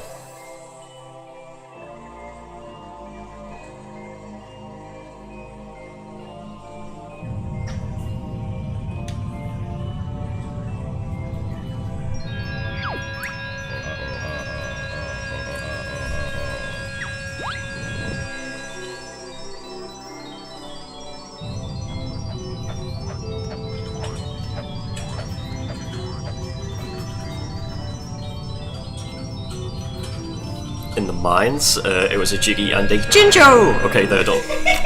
Forever done. Since the hints will evidently never stop until the Jinjo is said. That kind of broke into Toad a little bit. I'm much better at toading than Jinjoing, because Toad is more like or you know, something like that. Trying to not blow out the microphone kind of ruins my impression a little bit, though. Wait, I had enough to do 1 more and I didn't. I was paying 0 attention there, like literally 0. Look at all this time I'm wasting.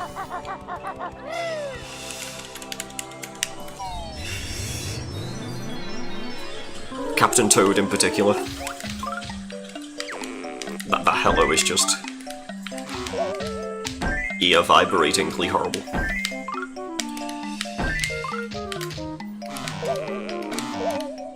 Don't ask me why I grabbed that piece first, that doesn't make any sense. Obviously, you can always work out where a piece is meant to go just by looking at the picture, like you don't need to have the rest of the Jiggy complete, it just helps a lot. That was just me being a moron.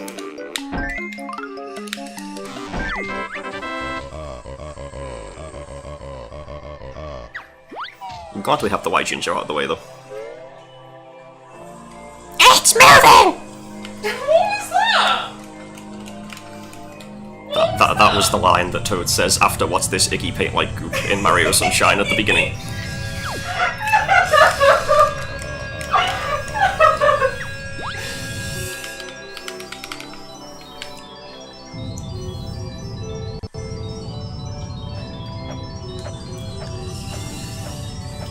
I dread to think of what that's gonna sound like when I watch this back. I don't think I want to see the waveform in Audacity.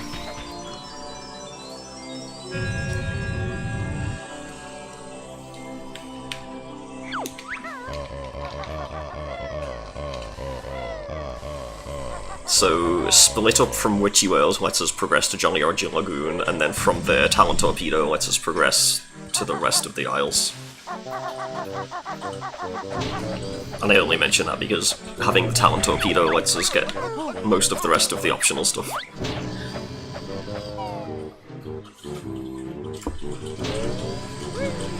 I said I was going to stop at the entrance to the next level, but I'm sure we can get a little bit done. At least. Also, he's conveniently here to stock up my grenade eggs.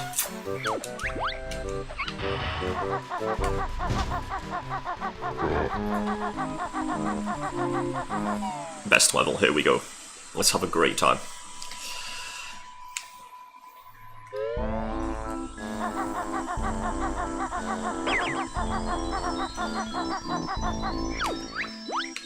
The only character in the game with even bigger magic than Humba Wumba.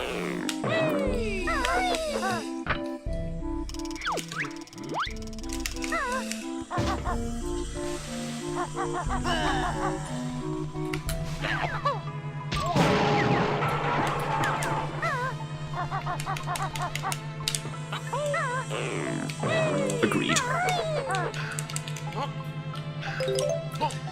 There's that 1000 gigawatt fence. Gotta be careful.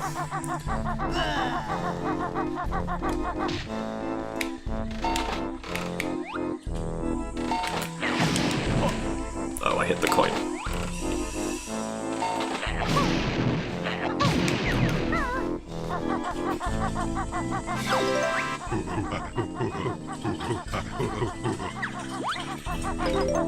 So let's go around the outer ring first. Oops.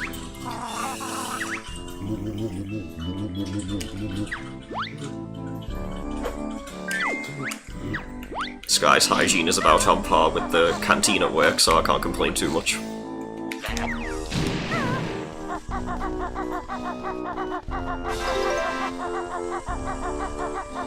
Let's have one attempt at Madame Grunty's for no reason. This is where you can get the Get Jiggy cheat if you're incredibly lucky.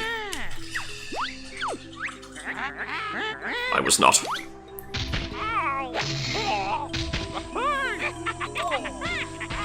Well, to give you an idea, when we were in the queue once, we saw one of the chefs serving up a fresh batch of fried eggs onto the serving place, whatever. The counter, I guess. And they dropped the spatula on the floor and then just kind of picked it up and without wiping it off, or without replacing it or washing it or anything, they just continued to use it to serve the rest of the eggs with small pieces of flour on it. It was great. Although that person doesn't work there anymore, to be fair, but still.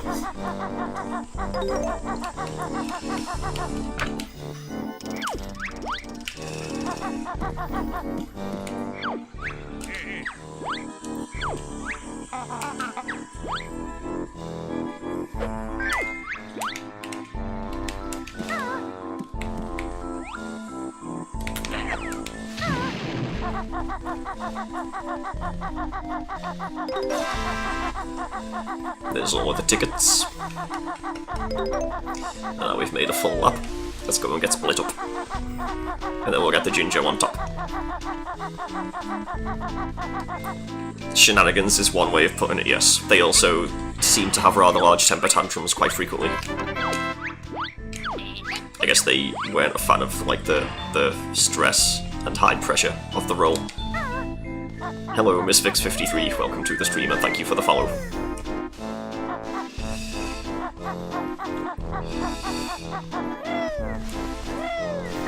So you know what? Purple wants today too. That was almost bad.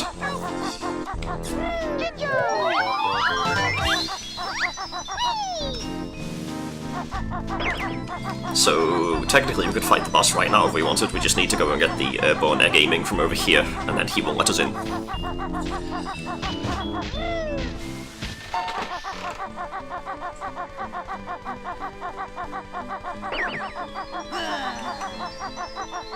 Looks like the fat kid's not here either, because the location of the children is also completely randomized.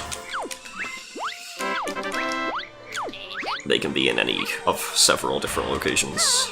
I guess I can grab these though.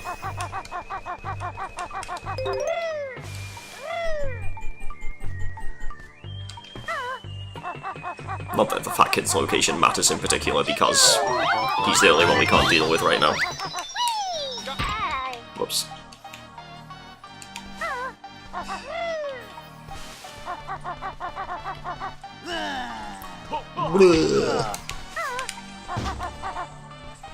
Yeah, I guess I can check in the star spinner while I'm here, why not? Screw that.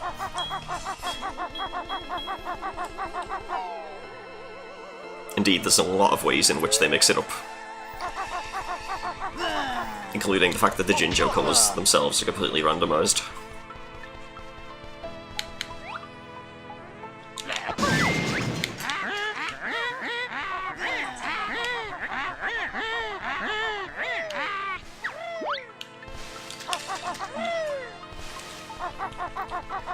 So, quite often the one who wants fries is in here, but no such luck today.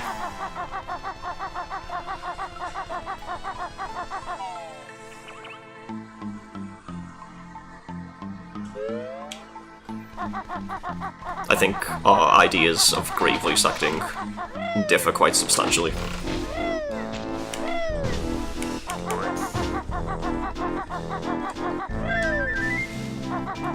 Well, let's get the boss over with, I suppose.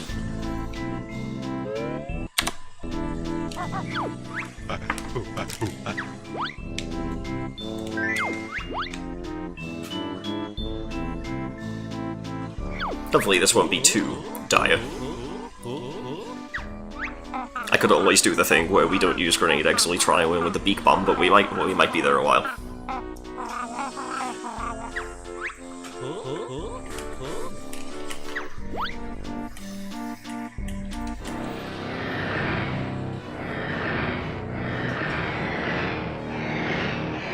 Super spooky music for the definitely not very spooky inflatable thing. Excuse me.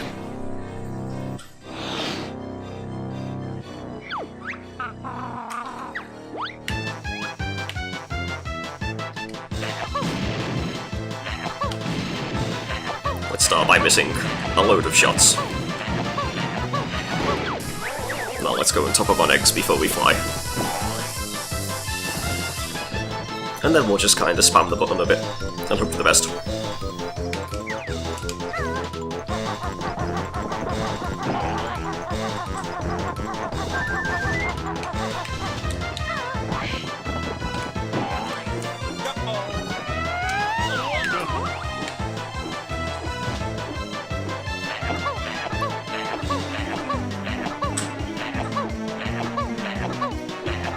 So this is going well.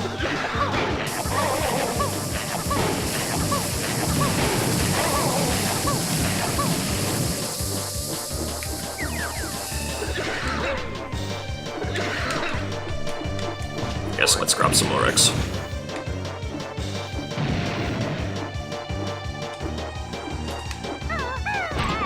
That was slightly higher than I expected. That's cool though. Maybe I should go for the beak bomb instead, because my aim with that is actually probably better than the grenade eggs.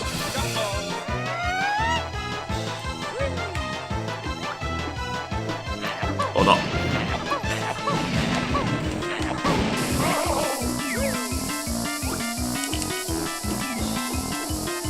Let's take another run up.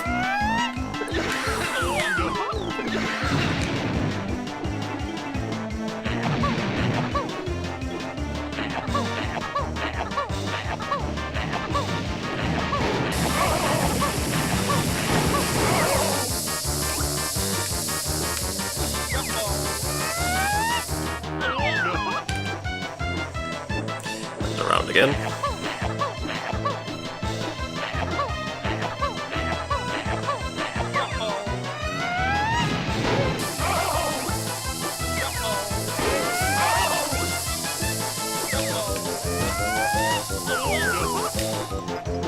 Okay, what's left?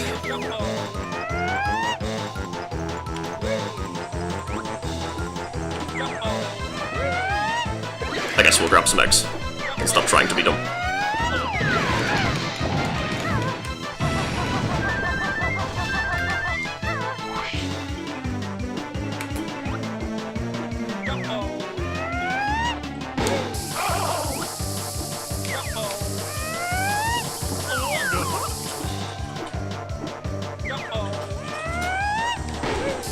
There we go. Collected extra eggs, didn't use the eggs.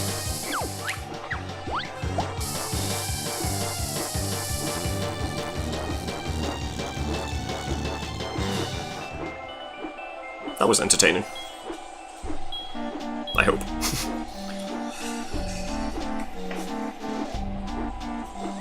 This took you like 3 goes, I think. But, you know, God knows how many it took me the first time I ever played the game.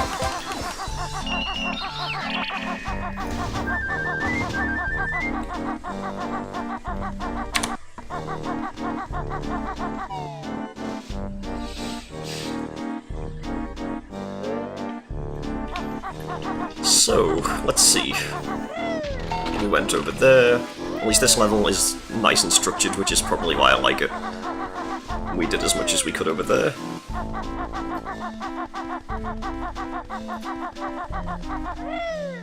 I guess we'll go here next. Ow.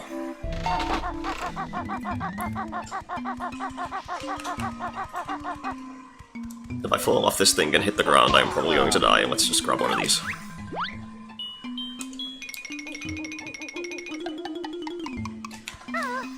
So, the speed at which those health bars move for the random and skill stop depends on which world you're in. Isle of House is the slowest, and then Mayhem Temple is slightly faster, and so on right the way up to Cloud Cuckoo Land.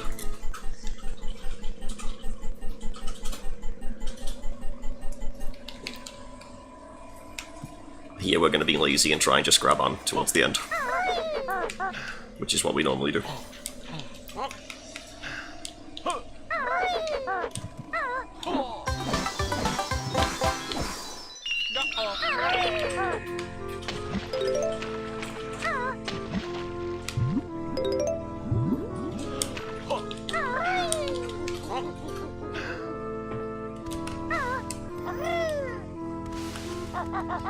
Well, let's do these.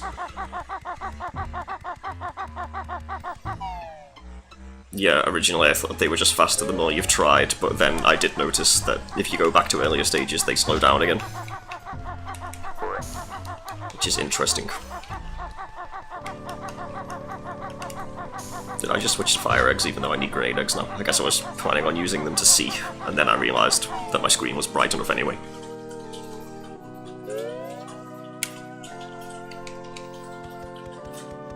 One of the kids has got to be in here, surely, because I haven't seen any of them yet. There we go. That's the one we just beat up. Beating the crap out of kids every day. Since 2000 or whatever.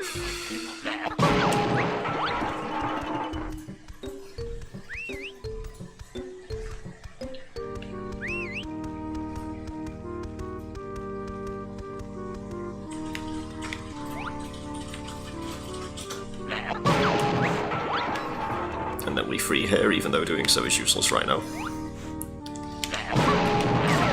Did not mean to press that button there, obviously. We're seeing a lot of Jinjos in 3s today. We've had 3 browns, 3 blues, and 3 purples so far.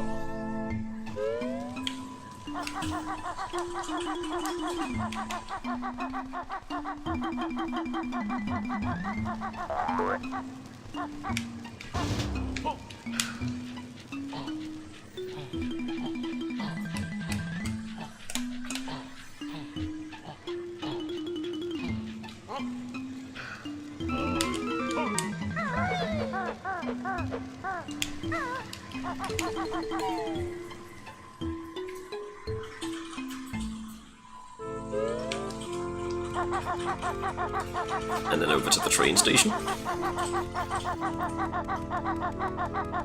I guess that means the fat kid's gonna be in the Inferno then. So the one who wants fries must be at the bouncy castle. I stand corrected.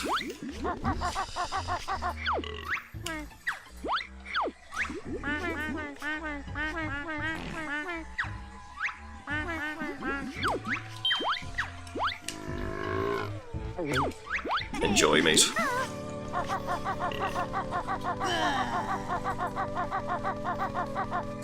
Rip.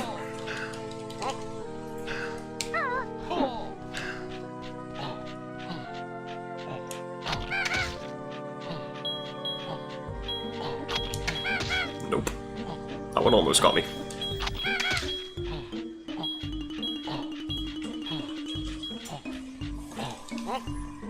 It's our first train station switch.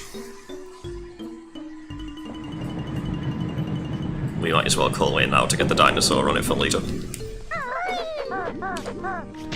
Whoops. Slightly clumsy today.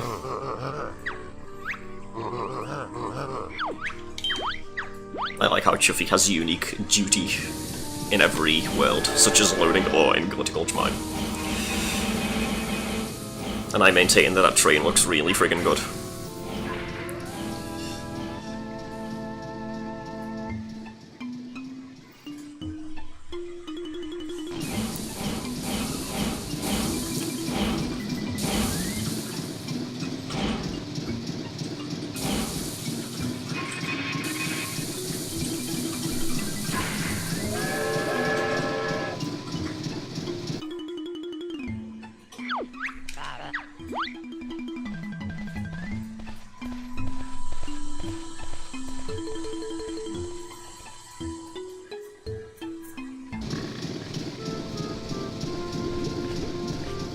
Take your time, we've got all day. Actually, we haven't. All of the clumsiness today.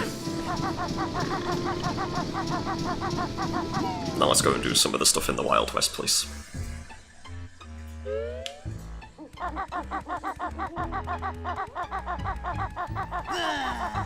This is one of those levels where you need to transform twice because you need to transform to be able to reach Mumbo and then transform again after reaching Mumbo to be able to do some of the other stuff.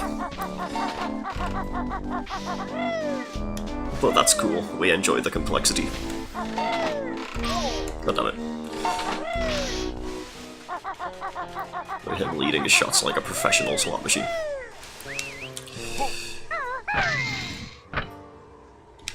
Three different strikes.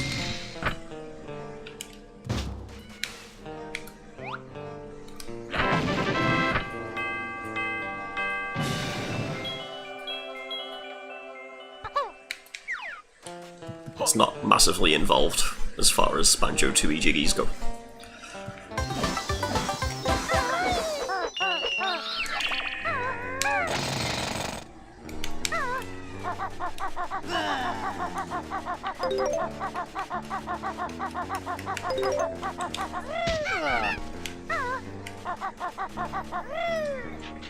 Let's activate the warp and stuff.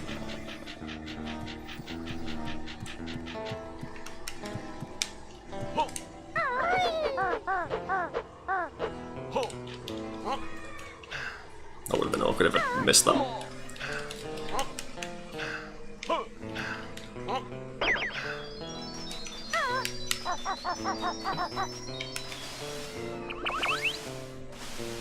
Almost ran straight into that again.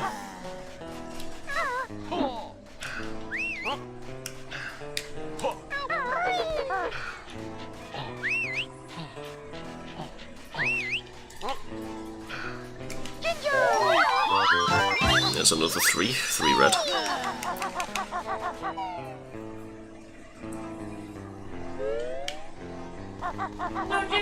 Huh, I expected the kid who wants fries to be here. That does still leave the Dodgems though.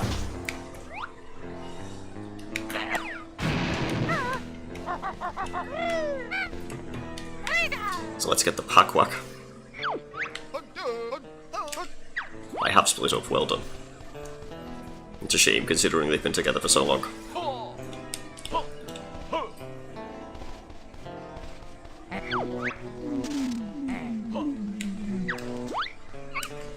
just get ignored completely.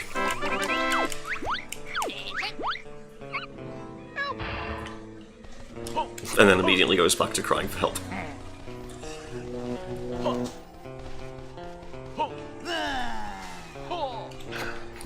Banjo's arm flail when he tries to do the flat flip without Kazooie is hilarious.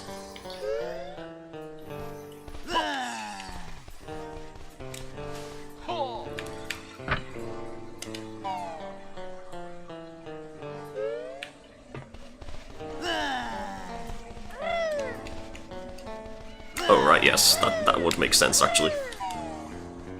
Who knew they had feels? Kazooie feels pretty useless when you first get split up, gotta be honest.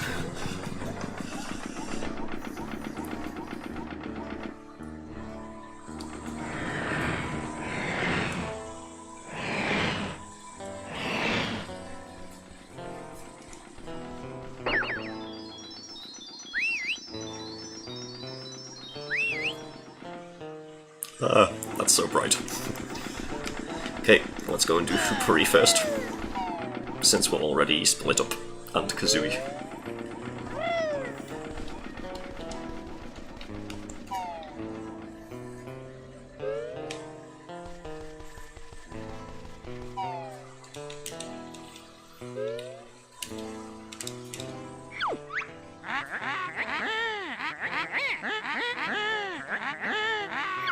Absolutely not.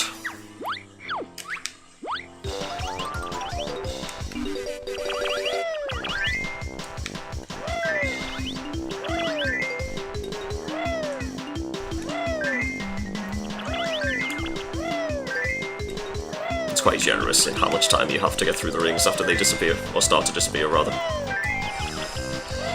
I somehow got that one. All you need to really do here is ignore the red ones whenever there's something better.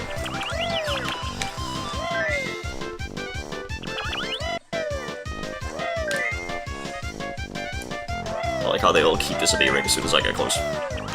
Like, literally every time. Look at this. Not even joking at this point.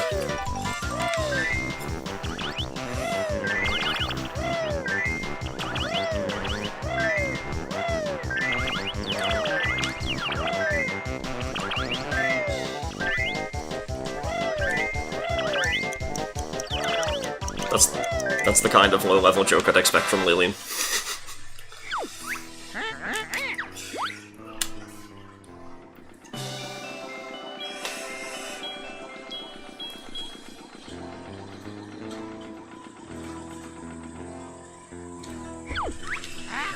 Do you want to play again? Absolutely not. Also, the fact that the bouncy castle is bouncy is really, really awesome. In that it actually, like, moves the model and stuff.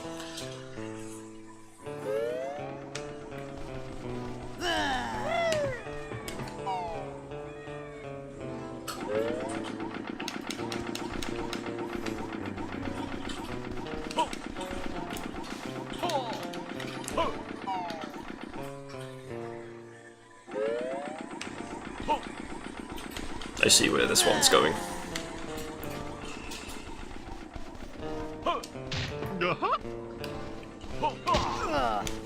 You're talking about Super Mario, right?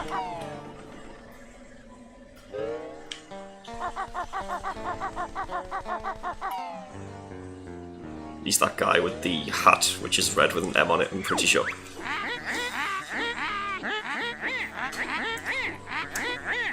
Absolutely not.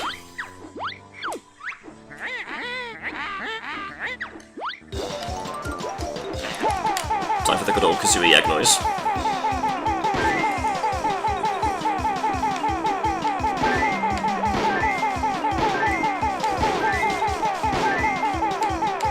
Where the hell's all the blue ones?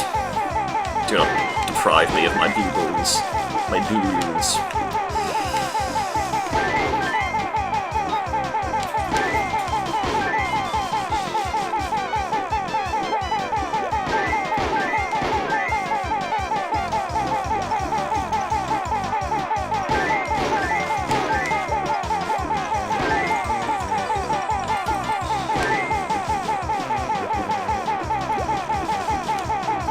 as well as I'd like, I've got to be honest. This is actually worryingly close.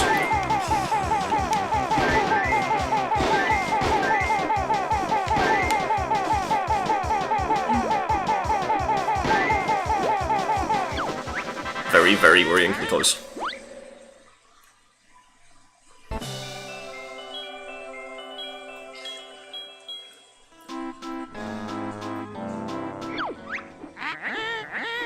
Nope, go away. No playing again.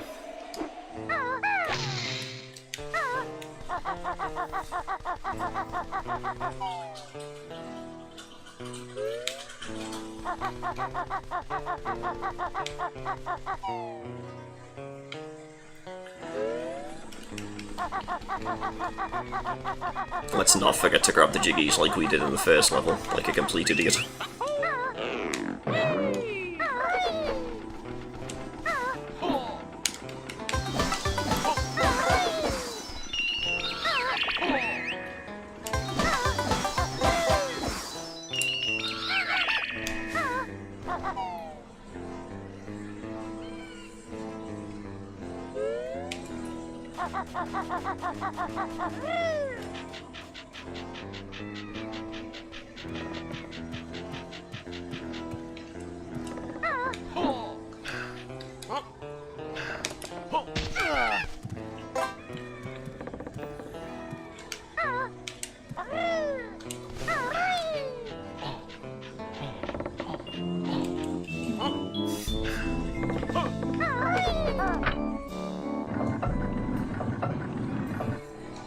The Sonic.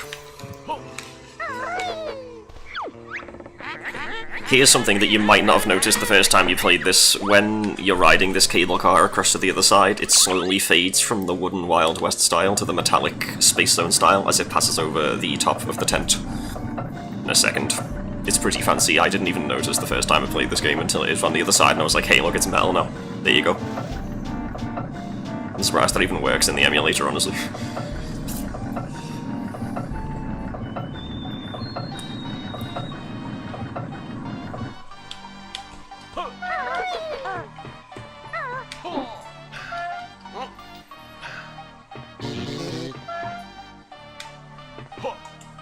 I know, right?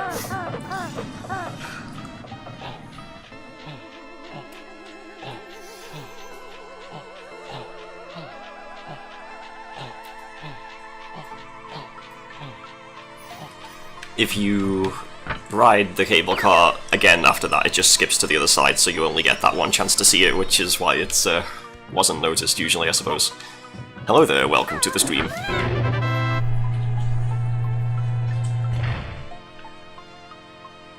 Indeed, I am attempting to program a little bit more in my free time, since it's, like, necessary for my job and I'm not terrible at it anymore, so I figured I would do something productive with it. Feel free to mess about with it. The commands are below the stream, if you're on desktop. Not that there's much you can do with it right now.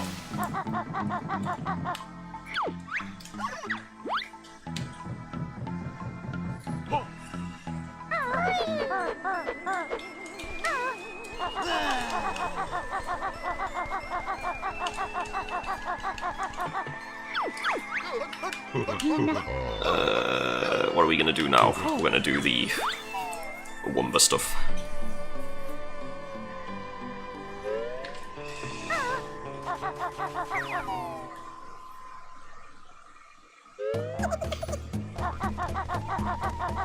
Do you use the bot yourself, or did you make it for other people, or is it not, like, to use live?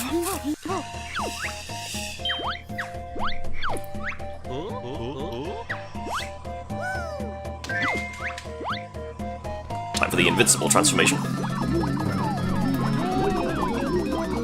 The player don't forget any of the doors. It's incredibly easy for me to just not pay any attention when I'm speaking and reading the chat.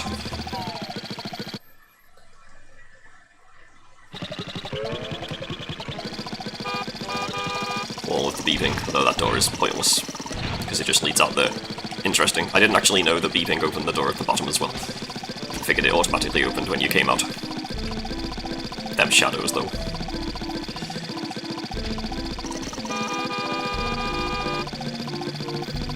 That's cool. My bot also started out as one of those projects for someone because they were streaming and I wasn't, and then it quickly became apparent that that made it very difficult to test.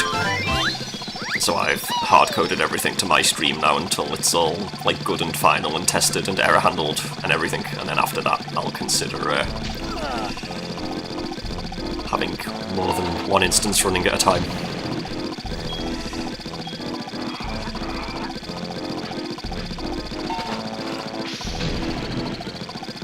Can't go in there yet.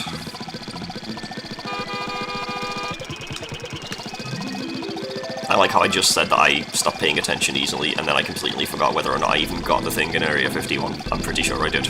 But anyway, let's go and do this.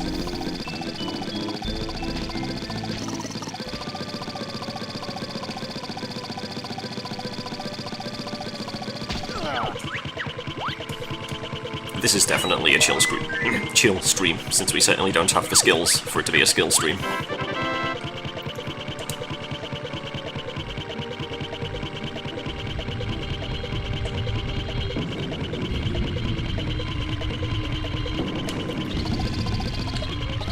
Yeah, I'm very inexperienced with that at the moment. I haven't been streaming particularly long, and I also usually don't advertise them to people either because it's still at the stage where it's really awkward.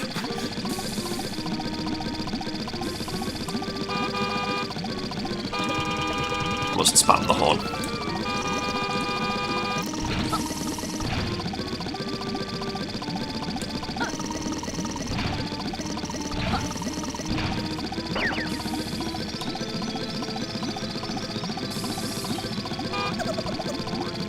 And run some guy over and lose our driving license.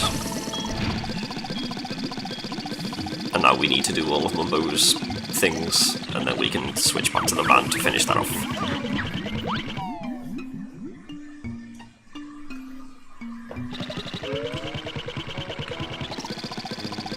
Yeah, this is a game I'm actually very familiar with as well, having played it countless times since it first came out, so I can't imagine what it would be like trying to play something blind.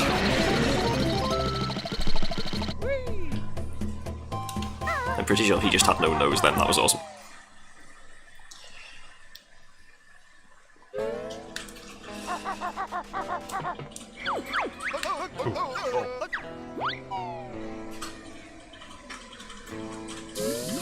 So before we get Mumbo, we can make this kid go home and go to the top of this thing.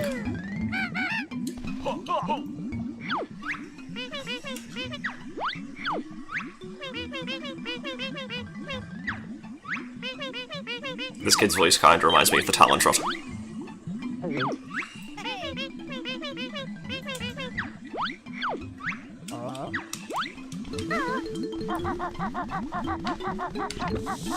Oh, there they go.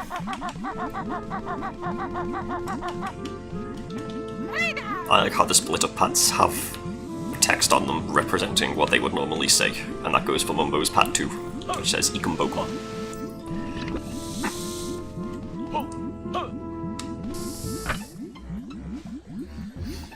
Yeah, I do find there's quite a lot of like awkward periods of silence, but I'm not one of those people who's going to try and just say random crap to like try and fill the gap. I'd rather just sit there quietly for a bit because like you don't have to be talking all the time.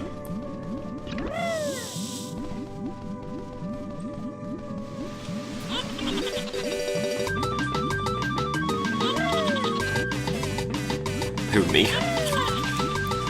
I have no intention of playing Lightspeed Rescue. If you want to do that on your channel, by all means. Granted, it would be 10 out of 10 for a comedy stream.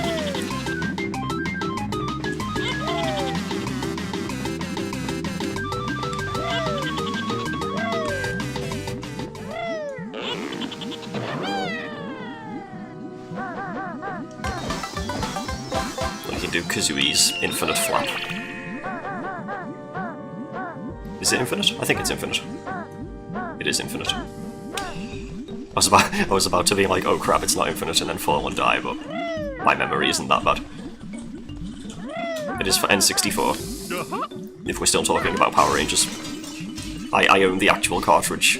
My parents bought it for me this one time, just completely randomly, and I'd finished it in like 2 hours, and they were like, oh, that's disappointing.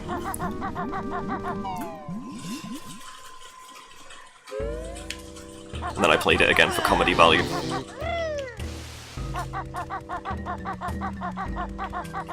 Yeah, the running animation itself just makes it worth playing the game. It's so good. In the worst possible way.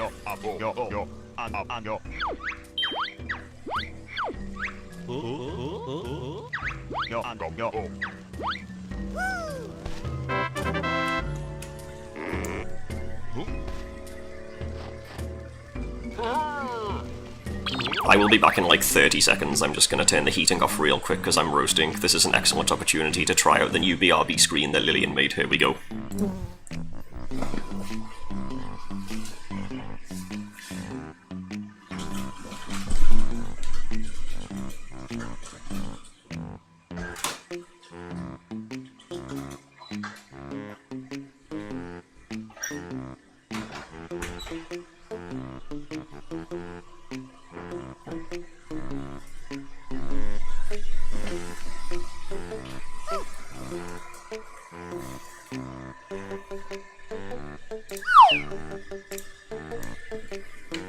Moving on.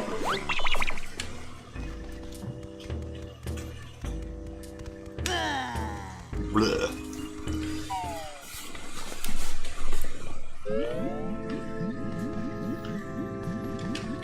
It is the sad one because the sad bee is the blue background, which is mine, and the pink one is yours. Alright, where are we going? We must power all 3 of the rides that require it.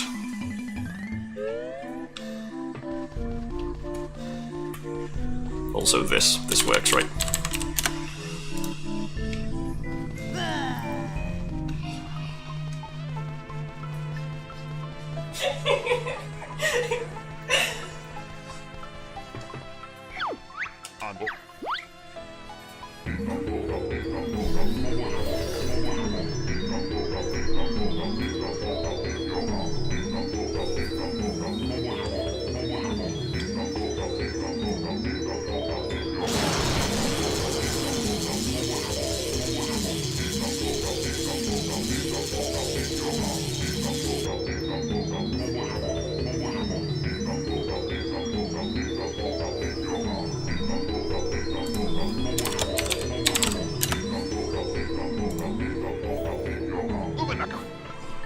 Nice.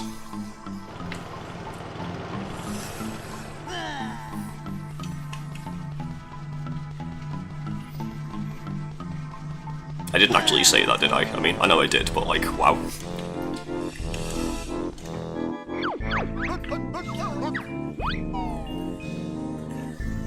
Let's power the rest of this crap.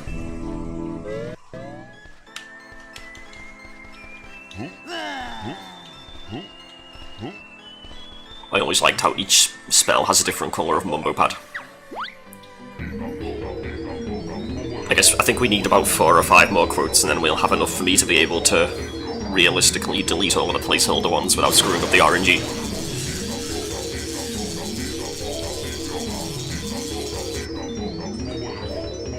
Some of them are, yes. Every time we add a new quote, I've been deleting one of the placeholders. Also, we should try uptime, because I don't think I've ever tried that while actually streaming, so it might be broken. Let's give it a go. Yeah, it just crashed. Maybe the API has changed recently, or I just screwed something up. Live testing for the win. Let me go ahead and restart the bot real quick.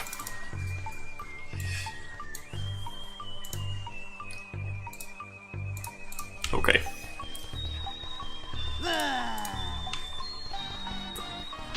The bot died horribly. I will have to check the log later and fix that.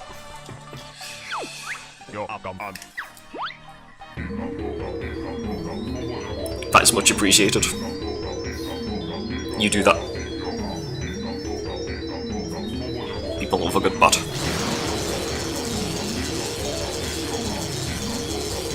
Go ahead and tell me exactly how many milliseconds we've been streaming for today. Kappa.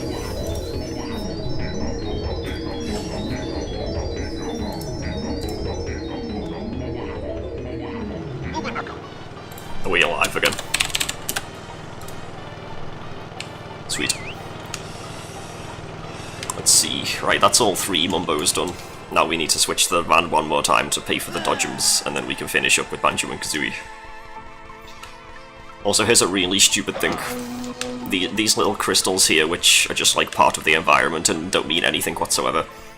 I used to think that they were somehow related to the Alien Quest because they were like, oh hey, you can power our UFO with crystallized ice, and the first time I played this game I was like 10. And I didn't realise they just meant ice eggs, because I was a moron. And I was like, oh hey, is this the crystallized ice? Hint, it's not. But hey, fun anecdotes. Or just embarrassing ones. Either works for me.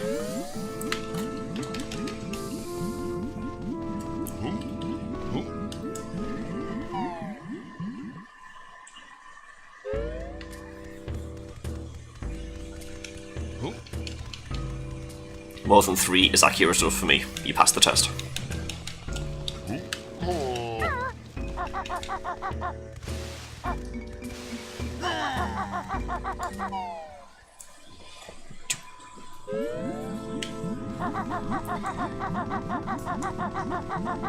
So back to the van. I was meant to stop like half an hour ago, but what can you do?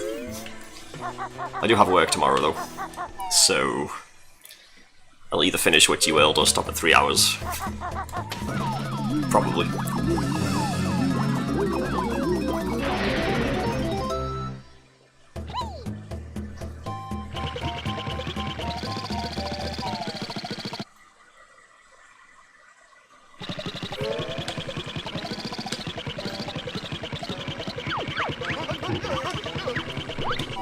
Space.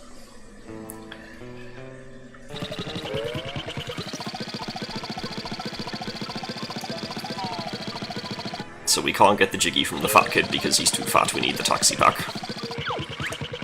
What else can't we do yet? Don't know, can't remember, it'll be fine. I mean, it's not wrong.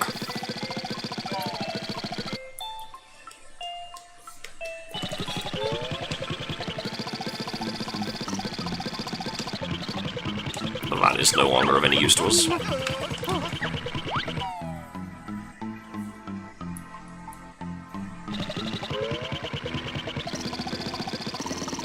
Now we just need to do those 3 things that we've just powered up.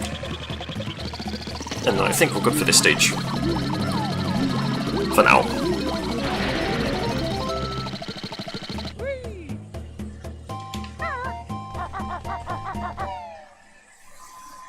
So I guess I'll start with the Source of Peril because that's the most time consuming, and I can also access it from here with the cable car gondola thing.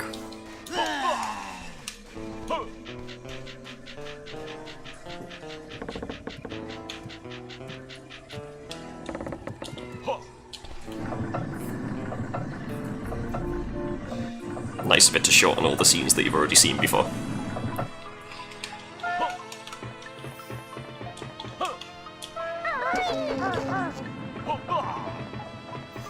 I will be 100%ing this game.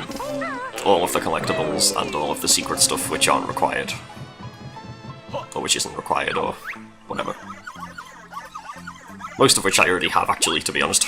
I just need to finish the game with all the stuff, and then I think we're good. Hopefully this goes well. Actually, I have an interesting tale to tell about this minigame as well. So, one time as a kid, when I was playing this game, one of my attempts had all blue targets. Like, literally all blue targets. There were no green ones, and there were no red ones. Every single target without fail was blue. So I got like 1,000,000 points. And it only happened once, and never ever ever happened again. And recently on the internet I've seen stories and comments from like maybe 4 or 5 different places of people saying they've seen that as well. But no one's ever been able to reproduce it. And most people still think that it's a myth, and like don't believe that it's actually happened. And I knew I wasn't imagining things, and I'm very, very glad that a few other people on the internet have seen it as well. But nobody's ever been able to reproduce it, and we still don't know what the cause was, or how to make it happen. It's absolutely bizarre. I almost thought I dreamt it until I read a few other people, like also swearing that they'd seen him before. It is a mystery, one of the few that remain unsolved.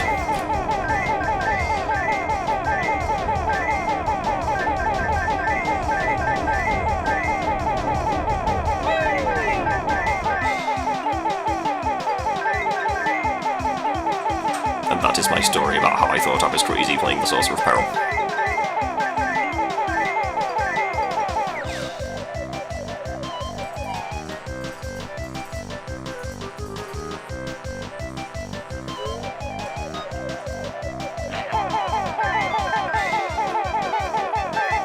Because the colours are supposed to be essentially random, but with like an even distribution, so that the chances for,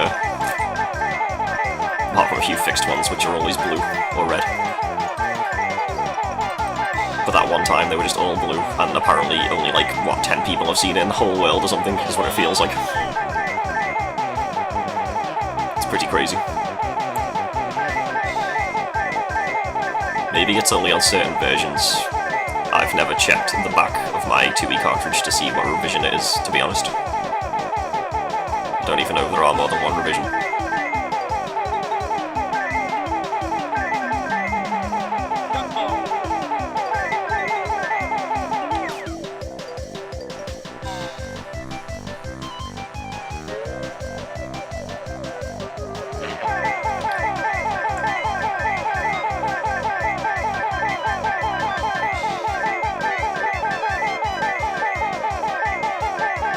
And that is the first time I have ever told that story also. Because people usually don't watch me play this game. I guess that's one of the benefits of Twitch.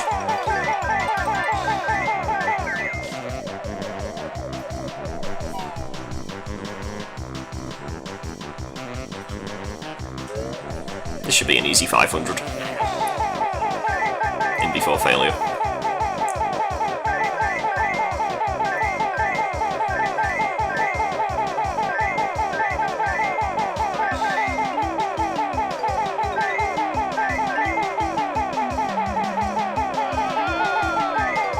I only got one of those sets of blues, that's kinda sucky.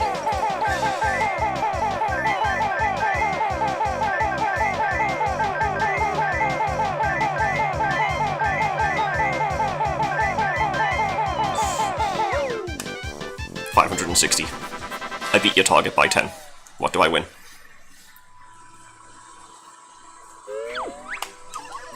Apart from a Jiggy and a page.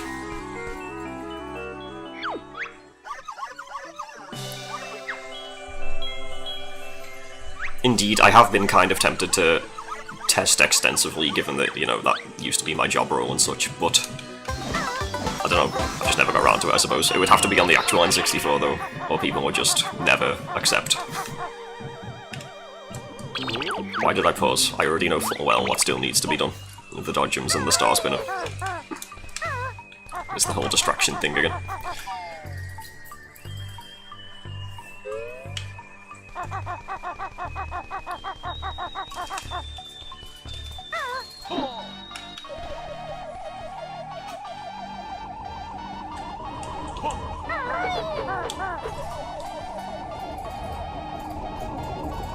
Indeed, I'm just going to try and talon trot it once I get up there.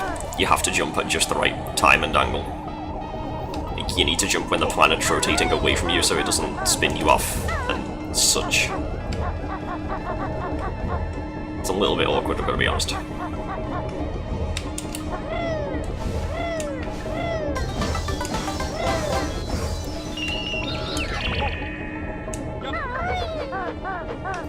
It's a very long way down. Almost certainly instant death if you fall from the top.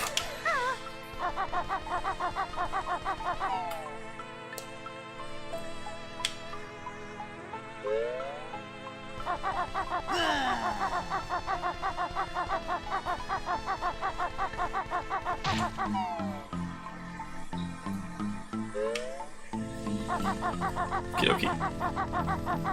Time for some dot gem.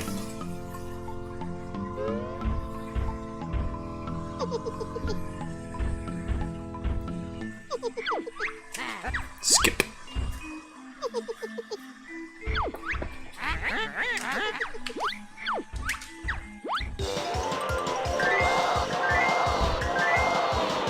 This is probably the easiest of all the minigames in Witchy World, but now that I've said that, I'm probably going to fail. This game, and Banjo-Kazooie, and Perfect Dark, and to a lesser extent GoldenEye, are all quite firmly etched into my brain, like very extensively, including all of the really stupid minor details. Because that's pretty much all I ever did as a child. That also extends to Ocarina of Time and Majora's Mask. I just didn't mention those because all the rest are made by Rare, I guess.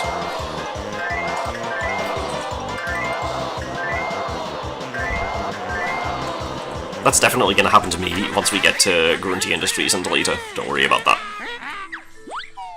The first 3 levels are easy, and then the next 2 are like okay-ish, and then the rest are like actually hard. In terms of like complexity, Grunty Industries is like out there. It's so hard. But that's what makes it awesome.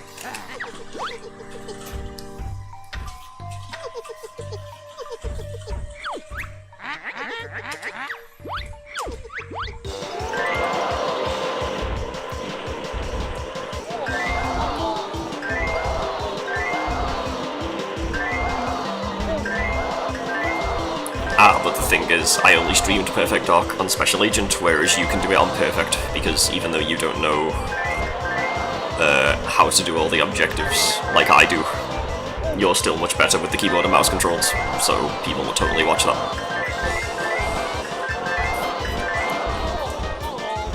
Please. Please. Wow. Wait, how many points did I need? Did I win?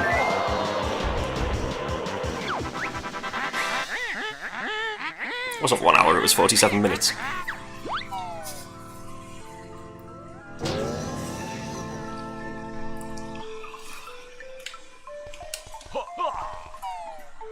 Let's not accidentally go into the round 2 again. That would be silly.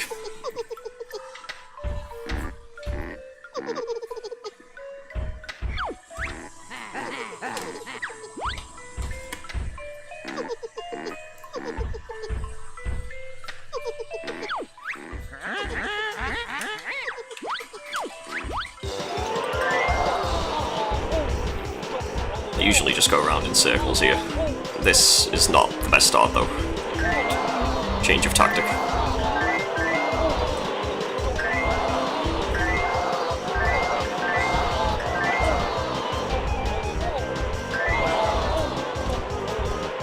We really starting on the train buttons yet again.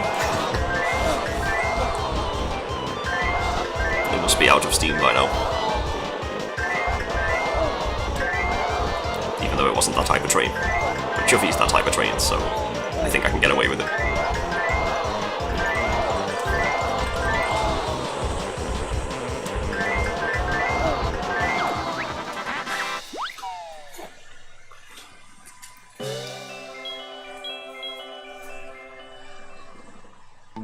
I should just rename this to the pun stream, shouldn't I? That's my 30th. That's 1/3 of the Jiggies collected. Hooray. Look at my excitement and happiness. Anyway, that's everything that I can do right now, isn't it? Yes, it is. We'll go and see if we can open any more levels, and then we'll stop at the entrance to Jolly Roger. Or will we? What have we got on us right now? We can get another honeycomb, an extra piece of health rather, and a cheat. So let's round up those little odds and ends and then stop. Also, I should save state just in case it crashes.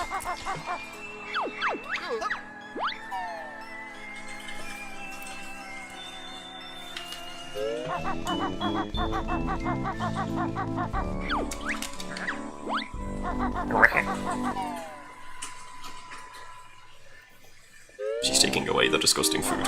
What a tragedy.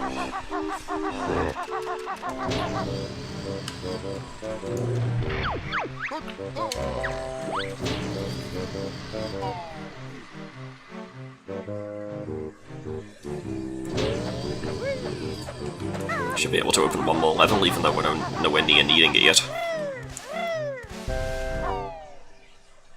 no harm in doing it as early as possible.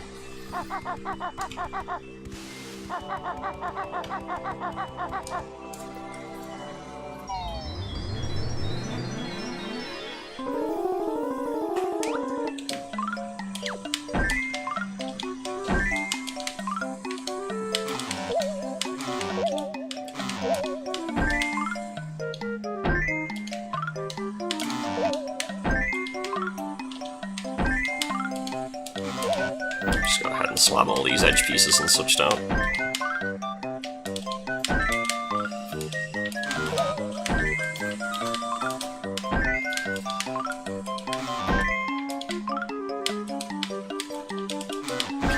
There we go. Still had half the time left. Yeah, you can enable one of the frame buffer options, I think it is, and then it makes them, like, it gets rid of all the weird garbage. It just means that, like, the right-hand column and a few of the little middle pieces are black, but that's not a massive problem usually.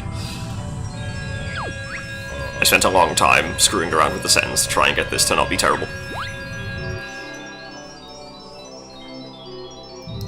It is version 2.0.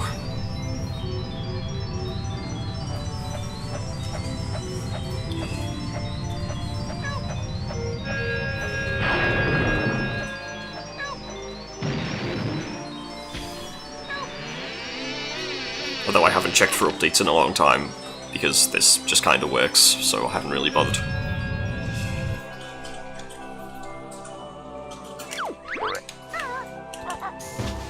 We're only 6 short of the next stage. Well, of course, we just opened level 6 and we haven't even done level 3 yet. Oh, sorry, we just finished level 3. What else did I say I was going to do? I was going to get the extra honeycomb and cheat.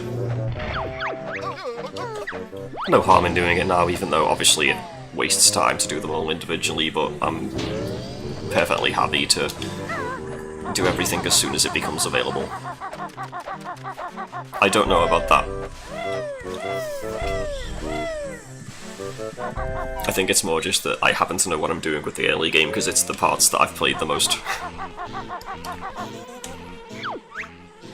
I used to do this thing where, like, I'd get to a certain point, not know what to do anymore, and then either a friend would come around, so I'd start again from the beginning to show them while trying to do better, or I just get bored and start again anyway, and also try to do better. Thank you very much for the follow, much appreciated. There is that bee again. That is supposed to represent me because my voice is hilariously robotic. As you can probably tell.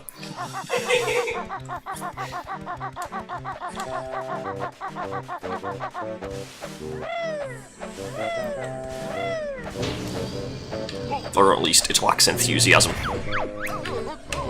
I'm like that in real life too.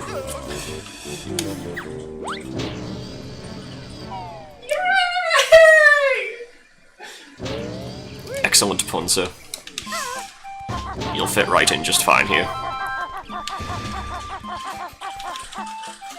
Why am I stopping to collect feathers? I don't need feathers, what the hell?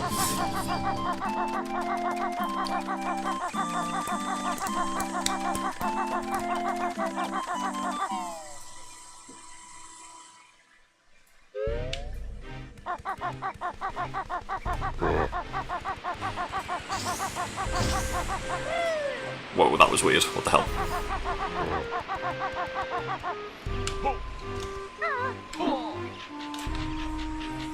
Indeed, she is sitting over there in the corner. Being somewhat distracting sometimes. Shouting Jinjo and then hearing her own Jinjo shout.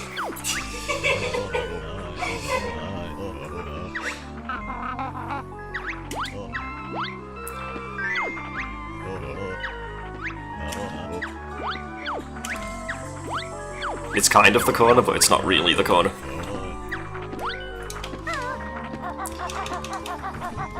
It is a corner that's not a corner, if that makes sense. That doesn't make sense.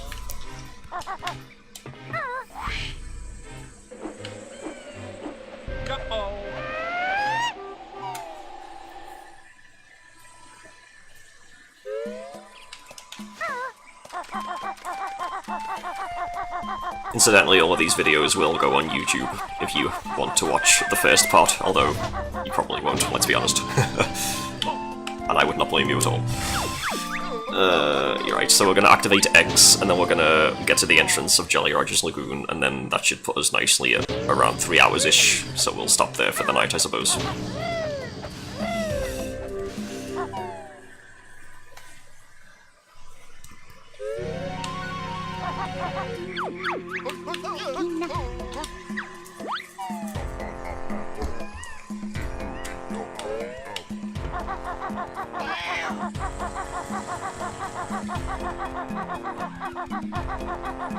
Off to get some eggs.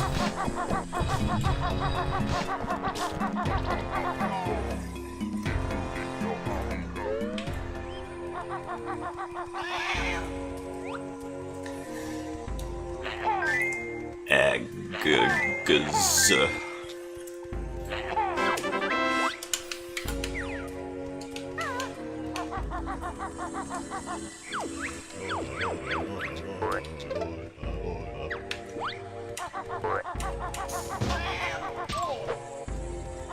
And death.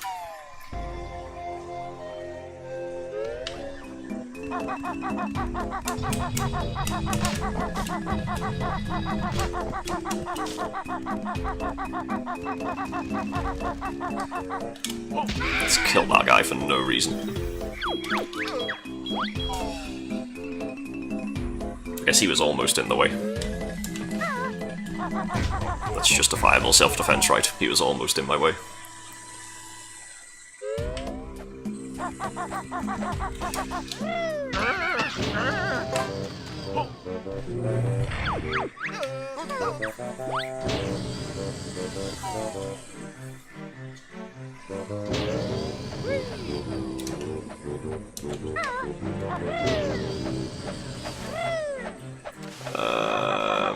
Over here. I don't know why I said I know exactly what I'm doing. I was reading the new quote.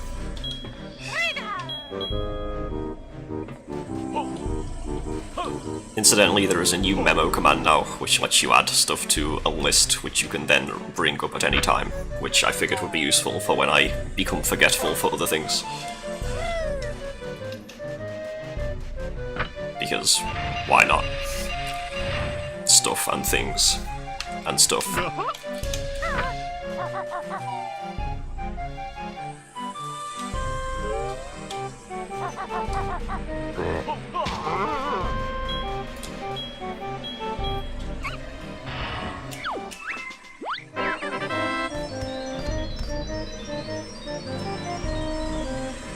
I like how there's an enemy way down there in that one little camera shot. Like, completely pointlessly, because no one's ever going to go down there, and if you do, you're dead. Like, regardless of the enemy's presence.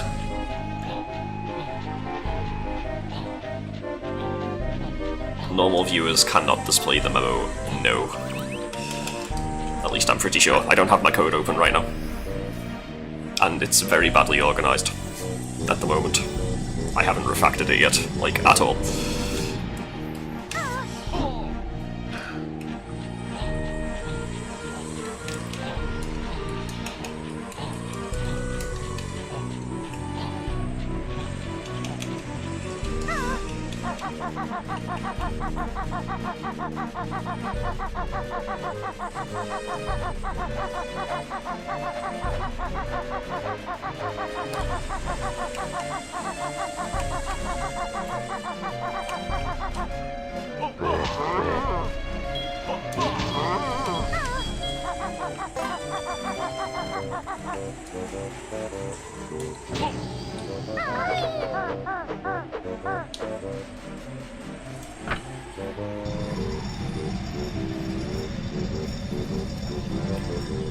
Badly organized code definitely helps to get things to a prototype stage a lot quicker, yes. And by that point you're like, meh, it's fine.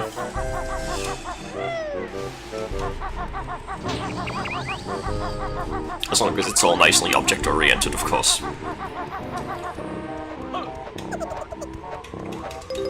I have one extension method right now which just, no. did not want to do that. One extension method which checks whether the user is a mod or higher, and that's about the extent of my do not repeat yourself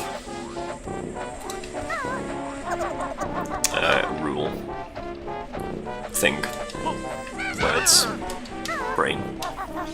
Right, I'm gonna go and give this Globo to Mumbo, even though we can't do anything with him right now, because otherwise potential severe confusion can happen at a later date if I end up missing a Globo. The last thing you want to do in this game is mix up Globos between worlds. That is absolutely terrible.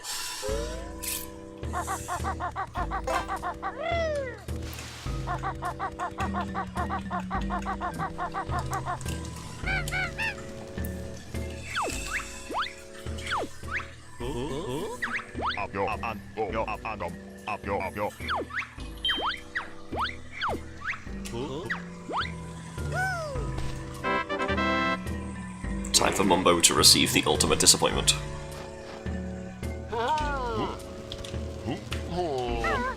And yet I screwed it up by missing the first jump. Oh well.